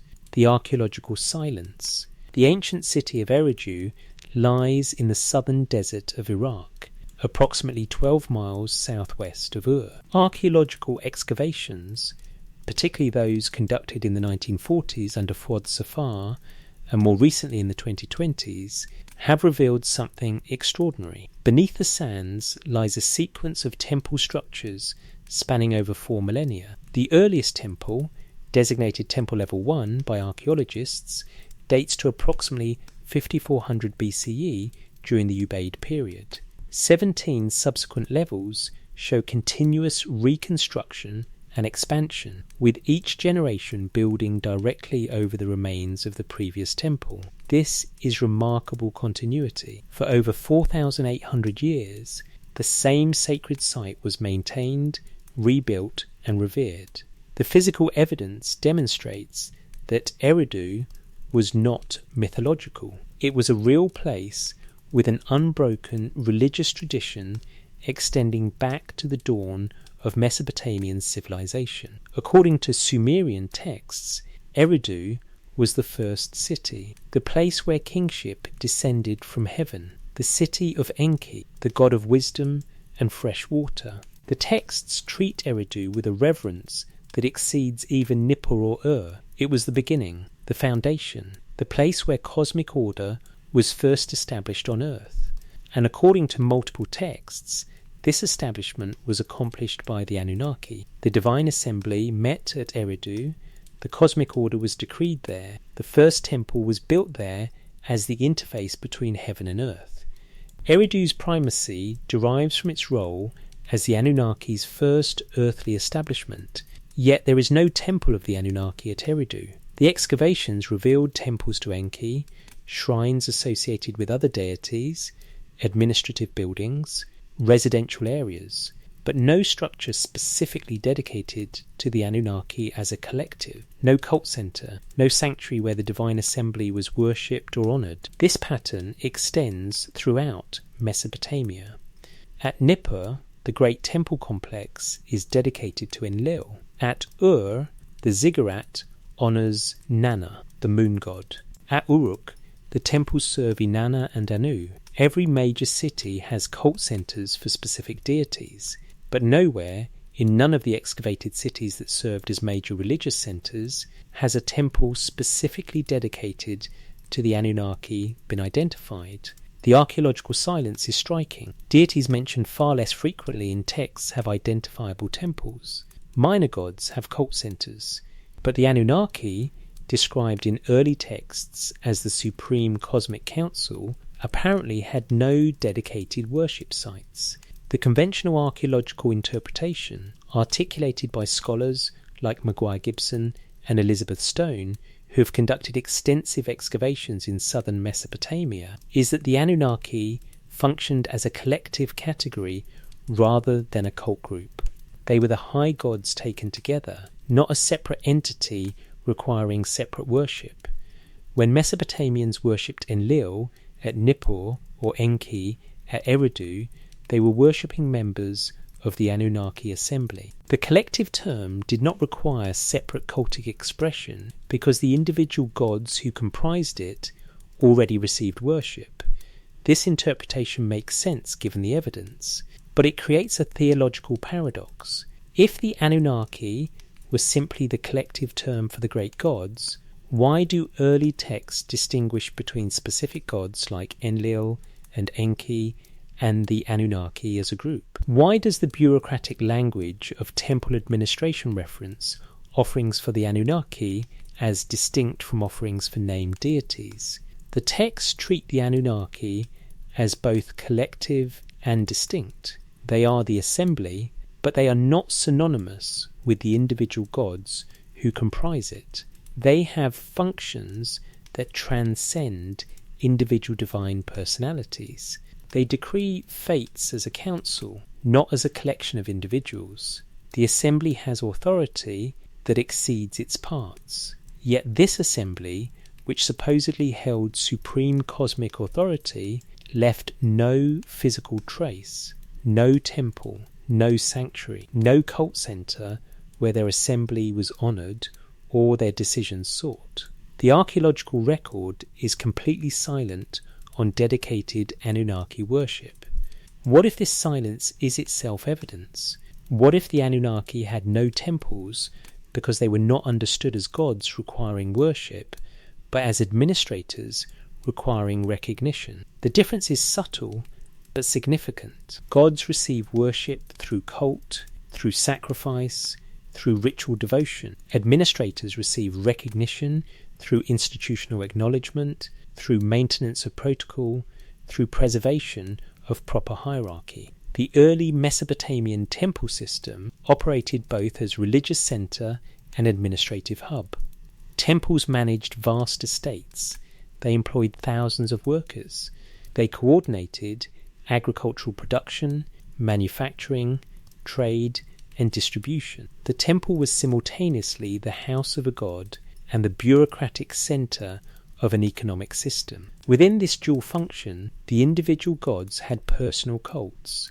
They received offerings, prayers, rituals expressing devotion. But the system itself, the structure of authority, the hierarchy of divine and human administration, the cosmic order that legitimized earthly power, was attributed to the Anunnaki. They did not need temples because they were not worshipped. They needed institutional recognition because they represented the system itself. This would explain why offerings to the Anunnaki appear in administrative texts but not in personal devotional contexts, why hymns praise individual gods but reference the Anunnaki only as the collective authority, why temples are dedicated to specific deities but acknowledge the Anunnaki assembly as the source of cosmic legitimacy. It would also explain the archaeological silence. Systems do not require temples. Structures of authority do not need sanctuaries. The Anunnaki's presence was institutional, not cultic. They were recognized in the organization of temple hierarchy, the structure of kingship, the administrative protocols that governed both sacred and secular affairs. If this interpretation has merit, it makes their transformation even more significant. What the text document is not the evolution of ideas about specific gods, but the collapse of a system. When the Anunnaki fade from active administration to formulaic reference, it represents not theological revision, but systemic failure. The structure of authority they embodied ceased to function. The institutional recognition they required became empty formula. The system collapsed, but the phrases persisted. The archaeological evidence from temple complexes across Mesopotamia shows physical transformation corresponding to this systemic collapse. The third dynasty of Ur built the last great Sumerian temple complexes. Subsequent periods show reconstruction and renovation, but the scale diminishes. The unified temple system fragments. Regional variation increases. The old bureaucratic structures break down as political power shifts to Babylon, then Assyria, then later empires. Throughout these transformations, the temples continue to function. But they function differently, less as administrative centres of a unified system and more as local cult centres for specific gods. The institutional framework the Anunnaki represented dissolves. The individual gods persist, the temples remain, but the system changes. And as the system changes, the Anunnaki fade. Not because people stop believing in them, but because the structure they represented no longer existed. You cannot worship a system. You cannot maintain devotion to an administrative framework. When the framework collapses, its representatives become historical references, traditional formulas, phrases maintained in ritual but empty of institutional content. The archaeological silence about Anunnaki temples is matched by textual silence about their personal mythology. Individual gods have extensive narrative traditions. Inanna's love affairs, Gilgamesh's adventures, Enki's cleverness. These personal narratives generate devotion, inspire art, maintain cultic interest across centuries. But the Anunnaki have no such narratives. They appear in assembly. They decree collectively. They function bureaucratically. And when the bureaucracy collapses, they have nothing to fall back on. No personal devotion to sustain them. No individual mythology to maintain interest. They fade into the shadows, not because they were forgotten, but because they were never understood as personal beings requiring personal worship. They were the system. And when systems collapse, they leave no temples, only documents, only administrative archives, only thousands of tablets recording offerings maintained through ritual inertia long after anyone remembered why. The excavations at Eridu, Nippur, and other great Sumerian cities have revealed magnificent temple complexes. They have uncovered thousands of tablets documenting the most sophisticated bureaucratic system of the ancient world. They have found evidence of continuous religious activity spanning millennia, but they have found no temple of the Anunnaki, and in that silence, preserved beneath desert sands, lies confirmation of what the texts document. The Anunnaki were not gods like other gods. They were the framework, the system, the structure of authority that organised both cosmic and earthly order. And when that system transformed, when the unified bureaucratic world of early Mesopotamia fragmented into competing kingdoms and regional powers, the framework became memory. The system became mythology. The Anunnaki became shadows. The archaeological silence speaks as eloquently as any tablet. What leaves no physical trace may never have required one. What needs no temple may have been too fundamental to worship. What fades without monuments may have been the structure that supported the monuments. And when structures collapse, they leave only ruins, only documents recording what once was, only texts preserving the memory of a system that functioned until it didn't, until it transformed, until it withdrew into shadows, leaving humanity with temples and rituals and increasingly empty formulas invoking names that once meant something more. From record to mythology. On December 3rd, 1872, George Smith stood before the Society of Biblical Archaeology in London and read his translation of a Mesopotamian flood narrative from a cuneiform tablet he had discovered in the British Museum's collections. The audience was electrified. Here was confirmation that the biblical flood story had ancient Mesopotamian precedents. Prime Minister William Gladstone attended the next meeting where Smith presented further findings. The Daily Telegraph newspaper funded an expedition to Nineveh to search for missing fragments of the text. Smith's discovery and its reception marked a critical moment in how the ancient Mesopotamian texts would be understood by the modern world. The tablets were read through the lens of biblical comparison. The Mesopotamian narratives became parallels to biblical stories. The gods became characters in pagan mythology that preceded and influenced Hebrew scriptures, and the Anunnaki became the Babylonian gods or mythological deities of ancient Mesopotamia. This interpretive framework was not invented by Smith.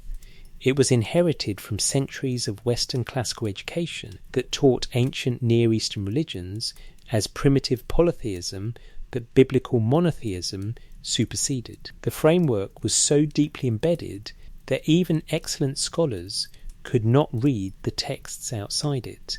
The cuneiform tablets were decoded through a lens that predetermined their meaning. Samuel Noah Kramer, who worked at the University of Pennsylvania Museum from the 1930s through the 1980s and translated more Sumerian texts than perhaps any other scholar, recognized this problem. In his popular works, he emphasized that the Sumerians should be understood on their own terms, not as biblical precedents. But even Kramer, in his academic translations, used terms like mythology and legendary when dealing with texts the Sumerians themselves treated as historical records. The issue is linguistic and conceptual. Modern languages distinguish sharply between history and mythology, between factual record and imaginative narrative. Ancient Mesopotamian languages made no such clean distinction. The same verb forms described past events, whether we would classify them as historical or mythological. The same documentary style recorded both administrative data and cosmic narratives. When Sumerian scribes copied the king list, including antediluvian rulers who reigned for thousands of years alongside historically verified kings who ruled for decades, they used identical formulae. When they documented temple offerings to the Anunnaki in the same lists as offerings to Enlil and Inanna, they employed the same administrative language. The tablets themselves make no distinction between what we call mythology and what we call history. The modern interpretive framework imposes that distinction. Scholars reading these texts must decide which parts are historical and which are mythological. The antediluvian kings become mythology. The post-flood kings become history. The Anunnaki become mythological deities. Enlil and Inanna become gods the Mesopotamians worshipped. The distinction seems natural to modern readers, but it would have been incomprehensible to the scribes who wrote the texts. This matters for understanding the Anunnaki's transformation. If we read the texts as the Sumerians wrote them, as institutional records documenting reality as they understood it, the pattern we have traced looks different. The Anunnaki do not evolve from mythological concept to more sophisticated theological abstraction. They do not develop through imaginative elaboration. Instead, they decline, they fade, they transform from active presence to passive reference to empty formula. The texts document this decline using the same bureaucratic language throughout. Early texts, the Anunnaki decree fates, bestow kingship, create humanity, assemble in council. Middle period texts, the Anunnaki judge the dead, receive offerings, are subordinated to individual gods. Late texts, the Anunnaki appear in traditional formulas, ritual phrases, and copies of older compositions. The progression is consistent. The direction is uniform. Something that was central becomes marginal. Something that was active becomes passive. Something that was present becomes absent. If we read this as mythology, the pattern is puzzling. Why would Mesopotamian theology develop toward less complex concepts? Why would later texts simplify and formalize what earlier texts described in active dynamic terms? Mythologies typically develop toward greater elaboration, not reduction. Gods acquire more attributes, more stories, more cultic significance over time. But the Anunnaki do the opposite. They become simpler, more formulaic, less significant as time progresses. If we read this as documentation, the pattern makes sense. Records of active administration give way to records of declining function, give way to maintenance of traditional formulas after function has ceased. The tablets document what the scribes believed they were documenting, the transformation of a system from functional to memorial. The question is not whether the Anunnaki were real in a modern literal sense. The question is what reality the Sumerians were attempting to document when they wrote about them. Were they recording imaginative religious concepts, or were they recording their institutional understanding of how cosmic authority functioned? Were they creating mythology, or were they maintaining archives? The temples where these tablets were found were archives. The scribes who wrote them were archivists. The language they used was administrative. The context was bureaucratic. Everything about the tablets suggests they were understood as documentation, not imaginative literature. When Greek scholars encountered Mesopotamian texts in the Hellenistic period, they read them as mythology because that was the category their culture used for stories about gods. When Christian theologians encountered them, they read them as pagan religion that biblical truth superseded. When 19th century archaeologists deciphered them, they read them as primitive polytheistic mythology that monotheism evolved beyond. Each interpretive framework imposed its own categories. But what if the texts should be read as the Sumerians apparently read them, as institutional archives documenting the structure of cosmic authority as they understood it? Not imagination, but documentation. Not stories about gods, but records of how the system functioned. Not mythology developing over time, but archives recording a system's decline. This reading does not require believing the Anunnaki were literally real. It requires recognizing that the Sumerians believed they were documenting something real. The tablets were written as records, preserved as records, maintained in institutional archives as records. Whether what they recorded corresponds to what we would call historical reality is a separate question from recognizing what the scribes believed they were doing. The transformation from record to mythology occurred not in Mesopotamia, but in how later cultures read Mesopotamian texts. The Sumerians maintained institutional archives. The Greeks read mythology. The process of transformation was interpretive, not textual. This matters for understanding what was lost. If the texts are mythology, then their transformation represents theological evolution, natural, expected, unremarkable. But if the texts are institutional archives, then their transformation represents something else. The loss of understanding, the break in transmission, the moment when what had been documentation became incomprehensible and was reclassified as mythology. Akkadian-speaking Babylonians of the late 2nd millennium BC could still read Sumerian texts, but they increasingly needed glosses and translations. By the 1st millennium BC, Sumerian was a dead language maintained only by scribal schools. The texts were still copied, but understanding faded. Traditional phrases were maintained without full comprehension of their institutional context. Documentation became tradition, became mythology. The Anunnaki's transformation from active administrators to formulaic references occurred within Mesopotamian culture while Sumerian was still understood. But their transformation from documentation to mythology occurred when later cultures lost the framework for understanding what the texts were documenting. The Greeks, the Christians, the modern scholars all read the texts outside their original institutional context, all classified them as mythology because the bureaucratic framework that made them documentation no longer existed. This is how living institutions become dead myths, not through intentional transformation, but through loss of context.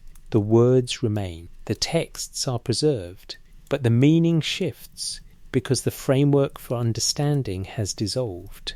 What was once a report becomes a story. What was documentation becomes imagination. What was archive becomes mythology. And in that transformation, the Anunnaki completed their journey from gods to shadows, not because the texts changed, but because the capacity to read them changed. The tablets preserved everything, but the knowledge of what was preserved faded until scholars excavating beneath desert sands rediscovered tablets they could read but could no longer fully comprehend, could translate but could not interpret within their original framework, could classify as mythology but could not read as the Sumerians wrote them, as archives documenting the structure of a world that no longer exists.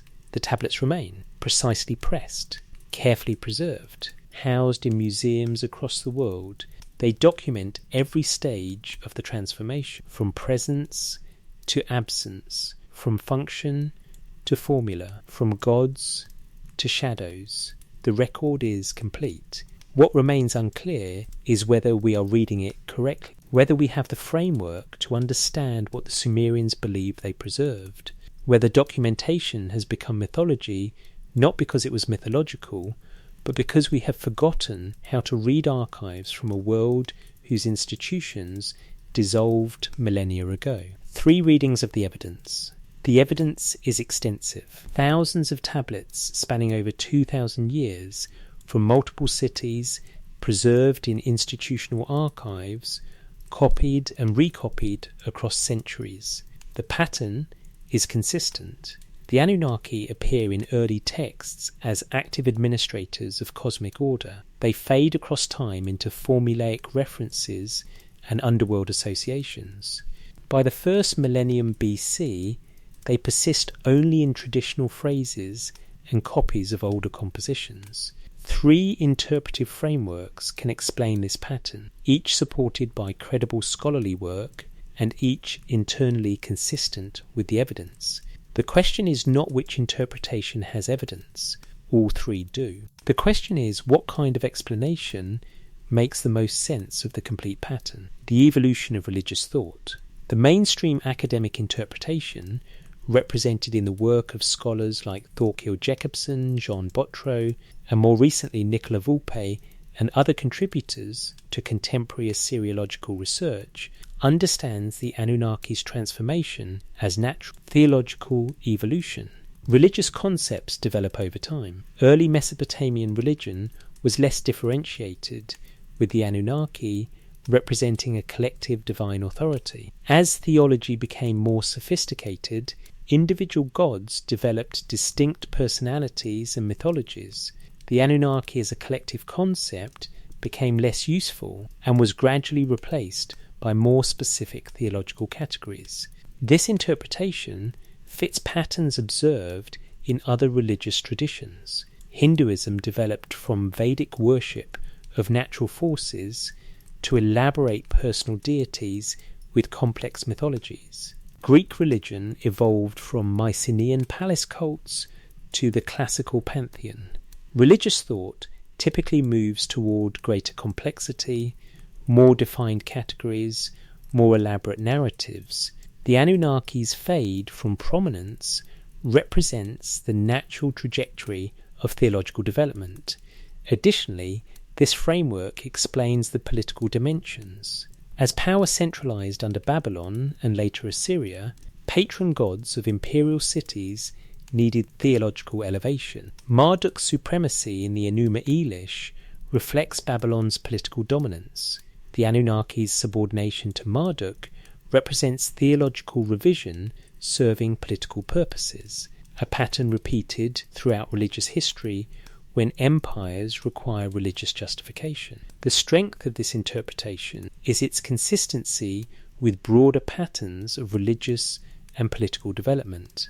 Theologies do evolve. Political power does require religious legitimation. The transformation of the Anunnaki fits these patterns exactly. The weakness is that it does not fully explain why the evolution moved towards simplification rather than elaboration. Why did the Anunnaki, described in active administrative detail in early texts, become simpler and more formulaic rather than developing richer mythologies? Individual gods acquired more complex narratives over time. The Anunnaki acquired less. This reverse pattern is unusual in theological evolution, encoded wisdom and symbolic teaching. A second interpretive framework, explored by scholars interested in ancient Near Eastern wisdom traditions, suggests the Anunnaki represented not literal beings, but symbolic representations of cosmic principles. The assembly of heaven and earth encoded teaching about the structure of reality, the organization of authority, the relationship between cosmic order and earthly governance. The texts were never meant to describe actual beings, but to preserve philosophical and administrative wisdom in narrative form. This interpretation finds support in how temple scribal schools functioned. The schools trained administrative elites. Their curriculum included not just practical writing, but instruction in the proper ordering of society, the nature of justice, the relationship between divine and human authority. Texts about the Anunnaki establishing cosmic order, decreeing fates, organizing cities, could function as encoded teaching about ideal governance. The creation narratives could represent not historical accounts, but philosophical statements about the nature and purpose of humanity within cosmic order. The Anunnaki's labour problem and solution through creating humans encodes teaching about social hierarchy, labour organisation, and the relationship between rulers and ruled.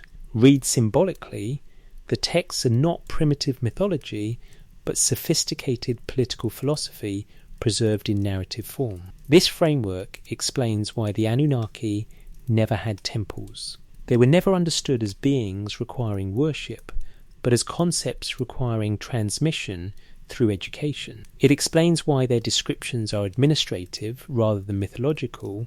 The language serves pedagogical purposes, teaching proper bureaucratic organisation by modelling it on cosmic order. It explains why later texts became formulaic when scribal schools declined and the educational system collapsed.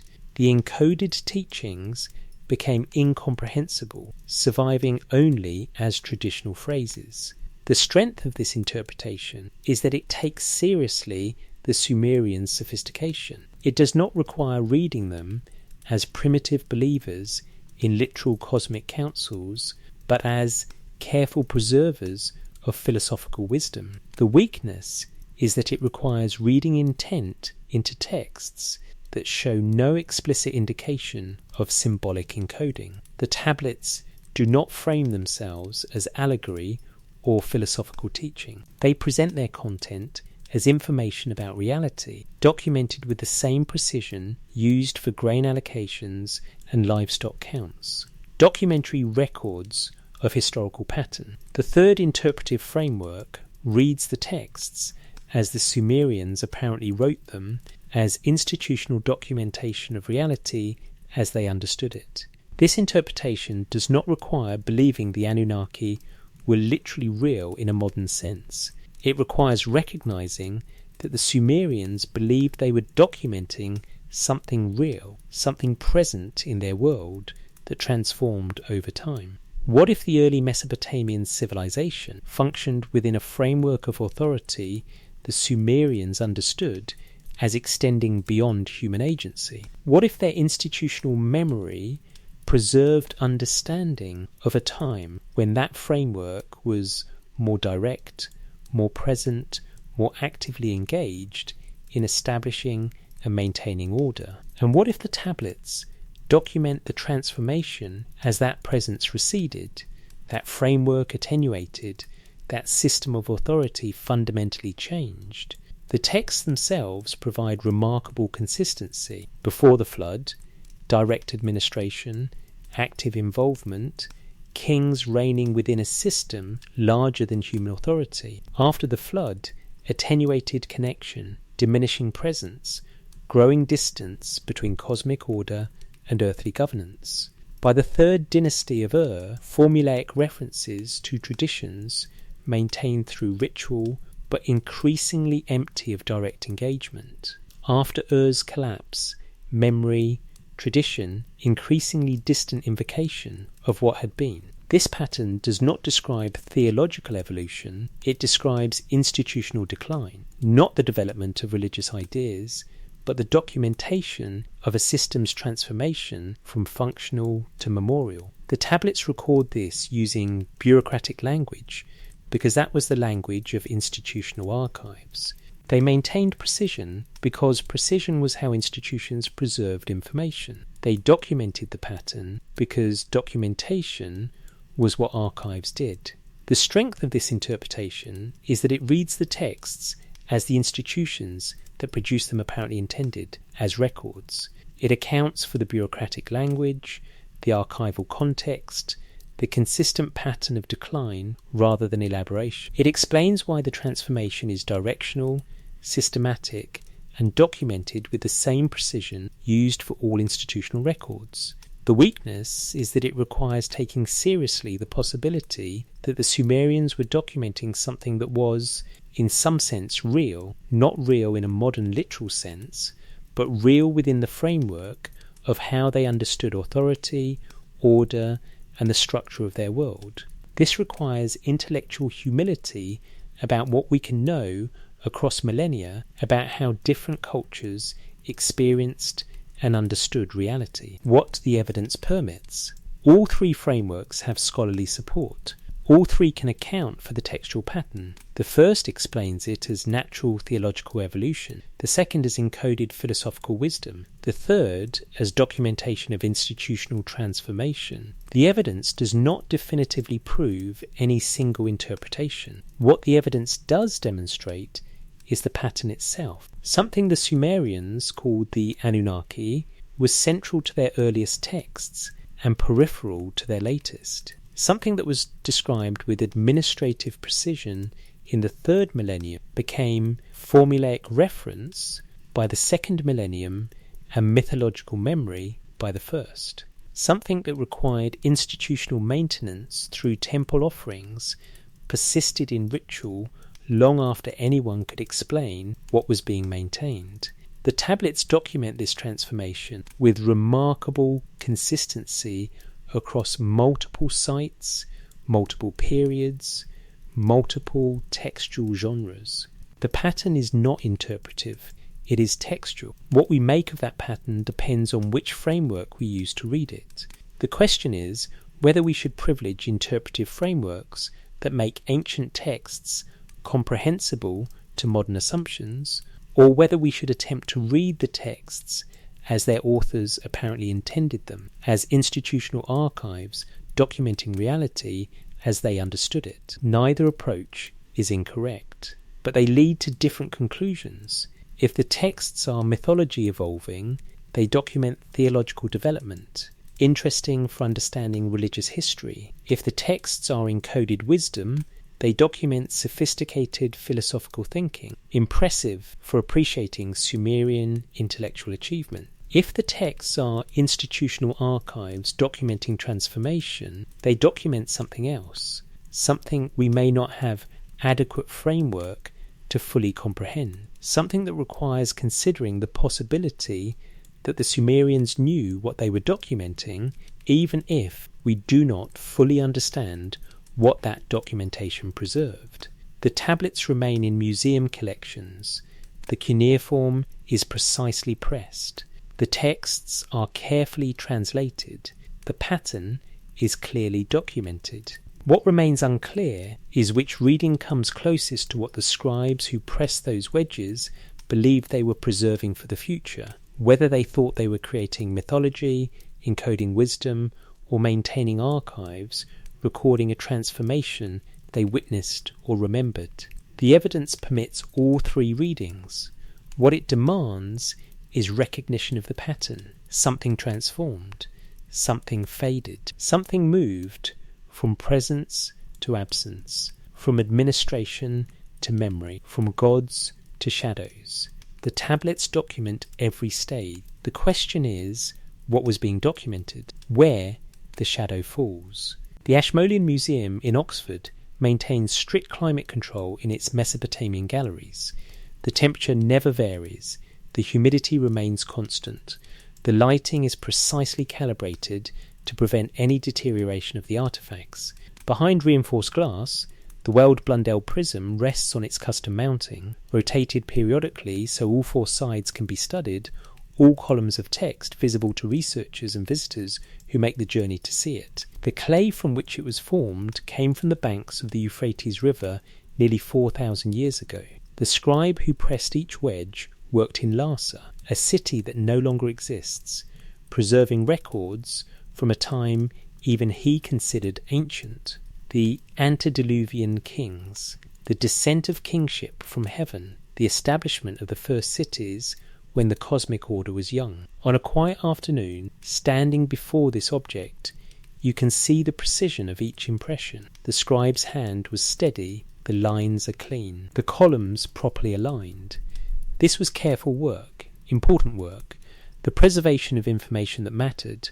What exactly he believed he was preserving remains uncertain. Whether he understood the antediluvian sections as literal history, symbolic encoding, or institutional memory from a time before writing fully captured oral tradition, the tablet does not say.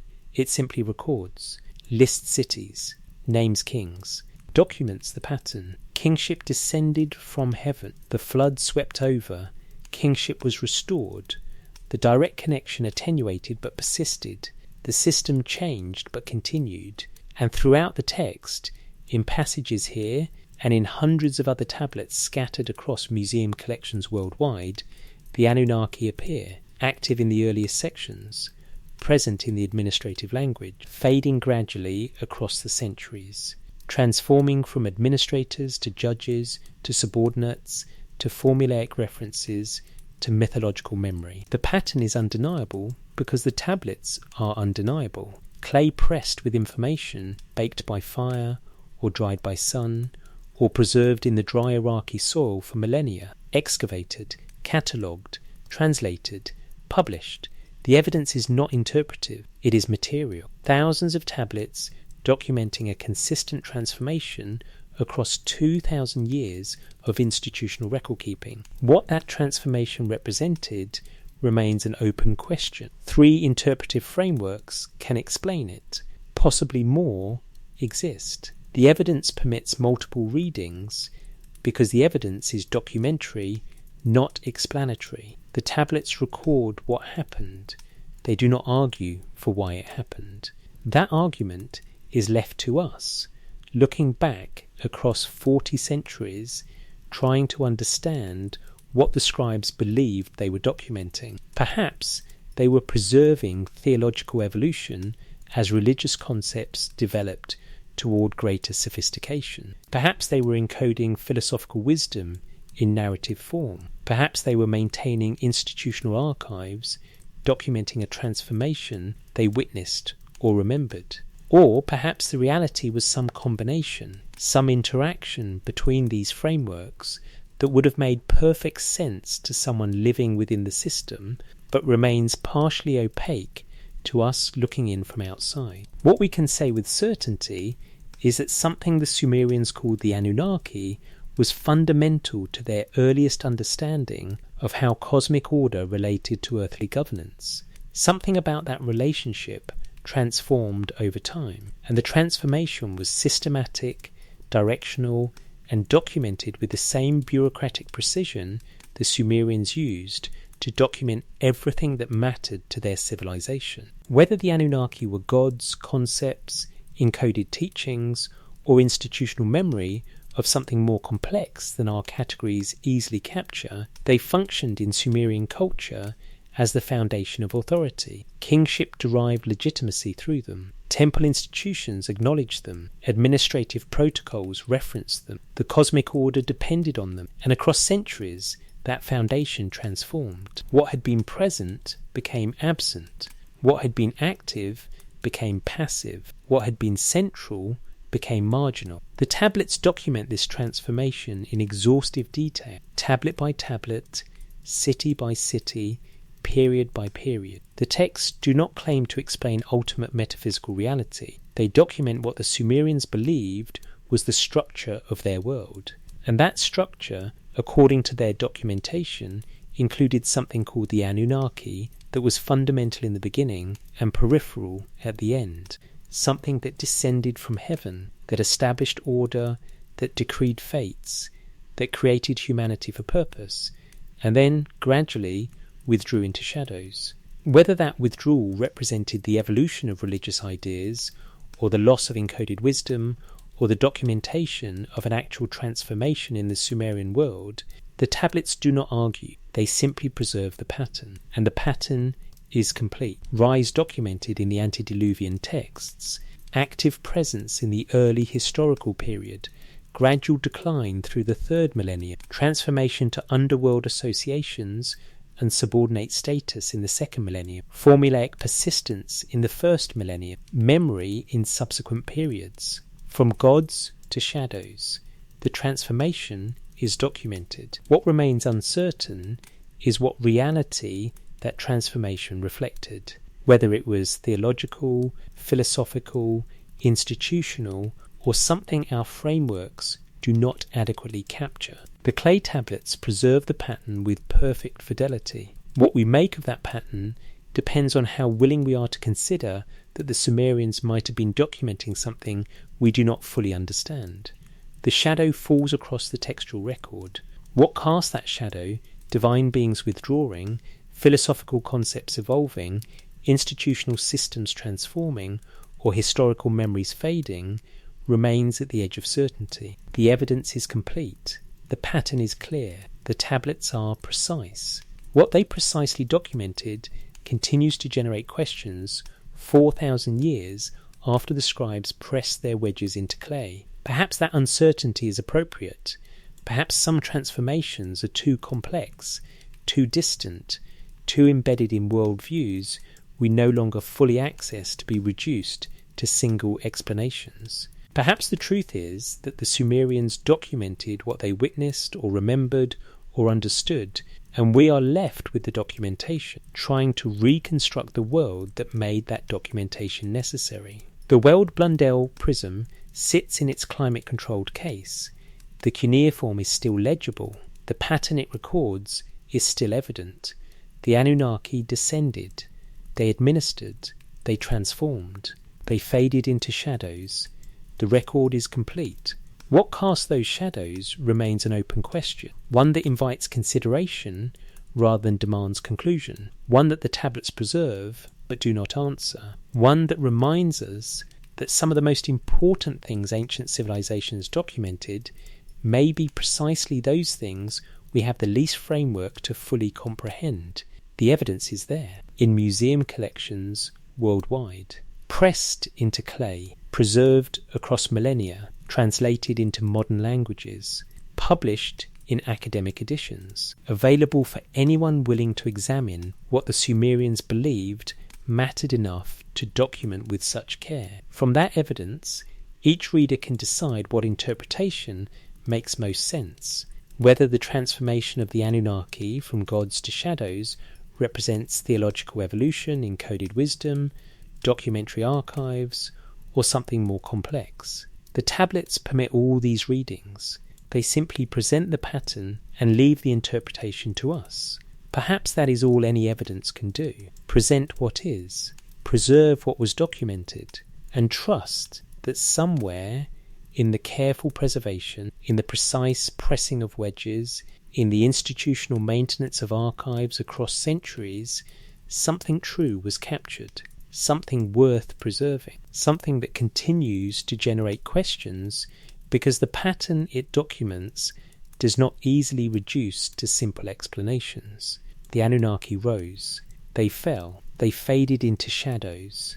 The tablets document every stage, and in that documentation, preserved with bureaucratic precision, lies something the Sumerians believed mattered enough to maintain across 2,000 years of institutional record keeping. What exactly that something was remains for each reader to consider. The shadow falls, the tablets remain, the pattern is preserved, and the questions endure, pressed into clay, waiting in museum galleries, inviting consideration by anyone willing to examine what ancient scribes carefully documented about the transformation of what they called the Anunnaki, from gods to shadows, from presence to memory, from administration to mythology. The record is complete.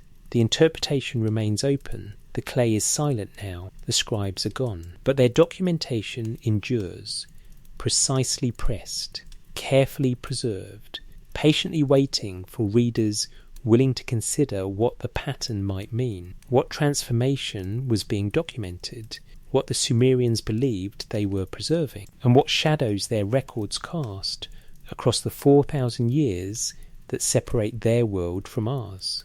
If this exploration has resonated with something in your understanding, if the pattern has generated questions worth considering, if the ancient documentation has invited reflection on what transforms and what endures, that response would honour the scribes who pressed these wedges with such care. They documented what mattered, they preserved it for the future, and in quiet moments, in museums and archives and translations, their documentation continues to speak, not with certainty, but with precision, documenting a transformation, preserving a pattern, inviting consideration of what it means when gods fade into shadows, and only the tablets remain to document what was lost.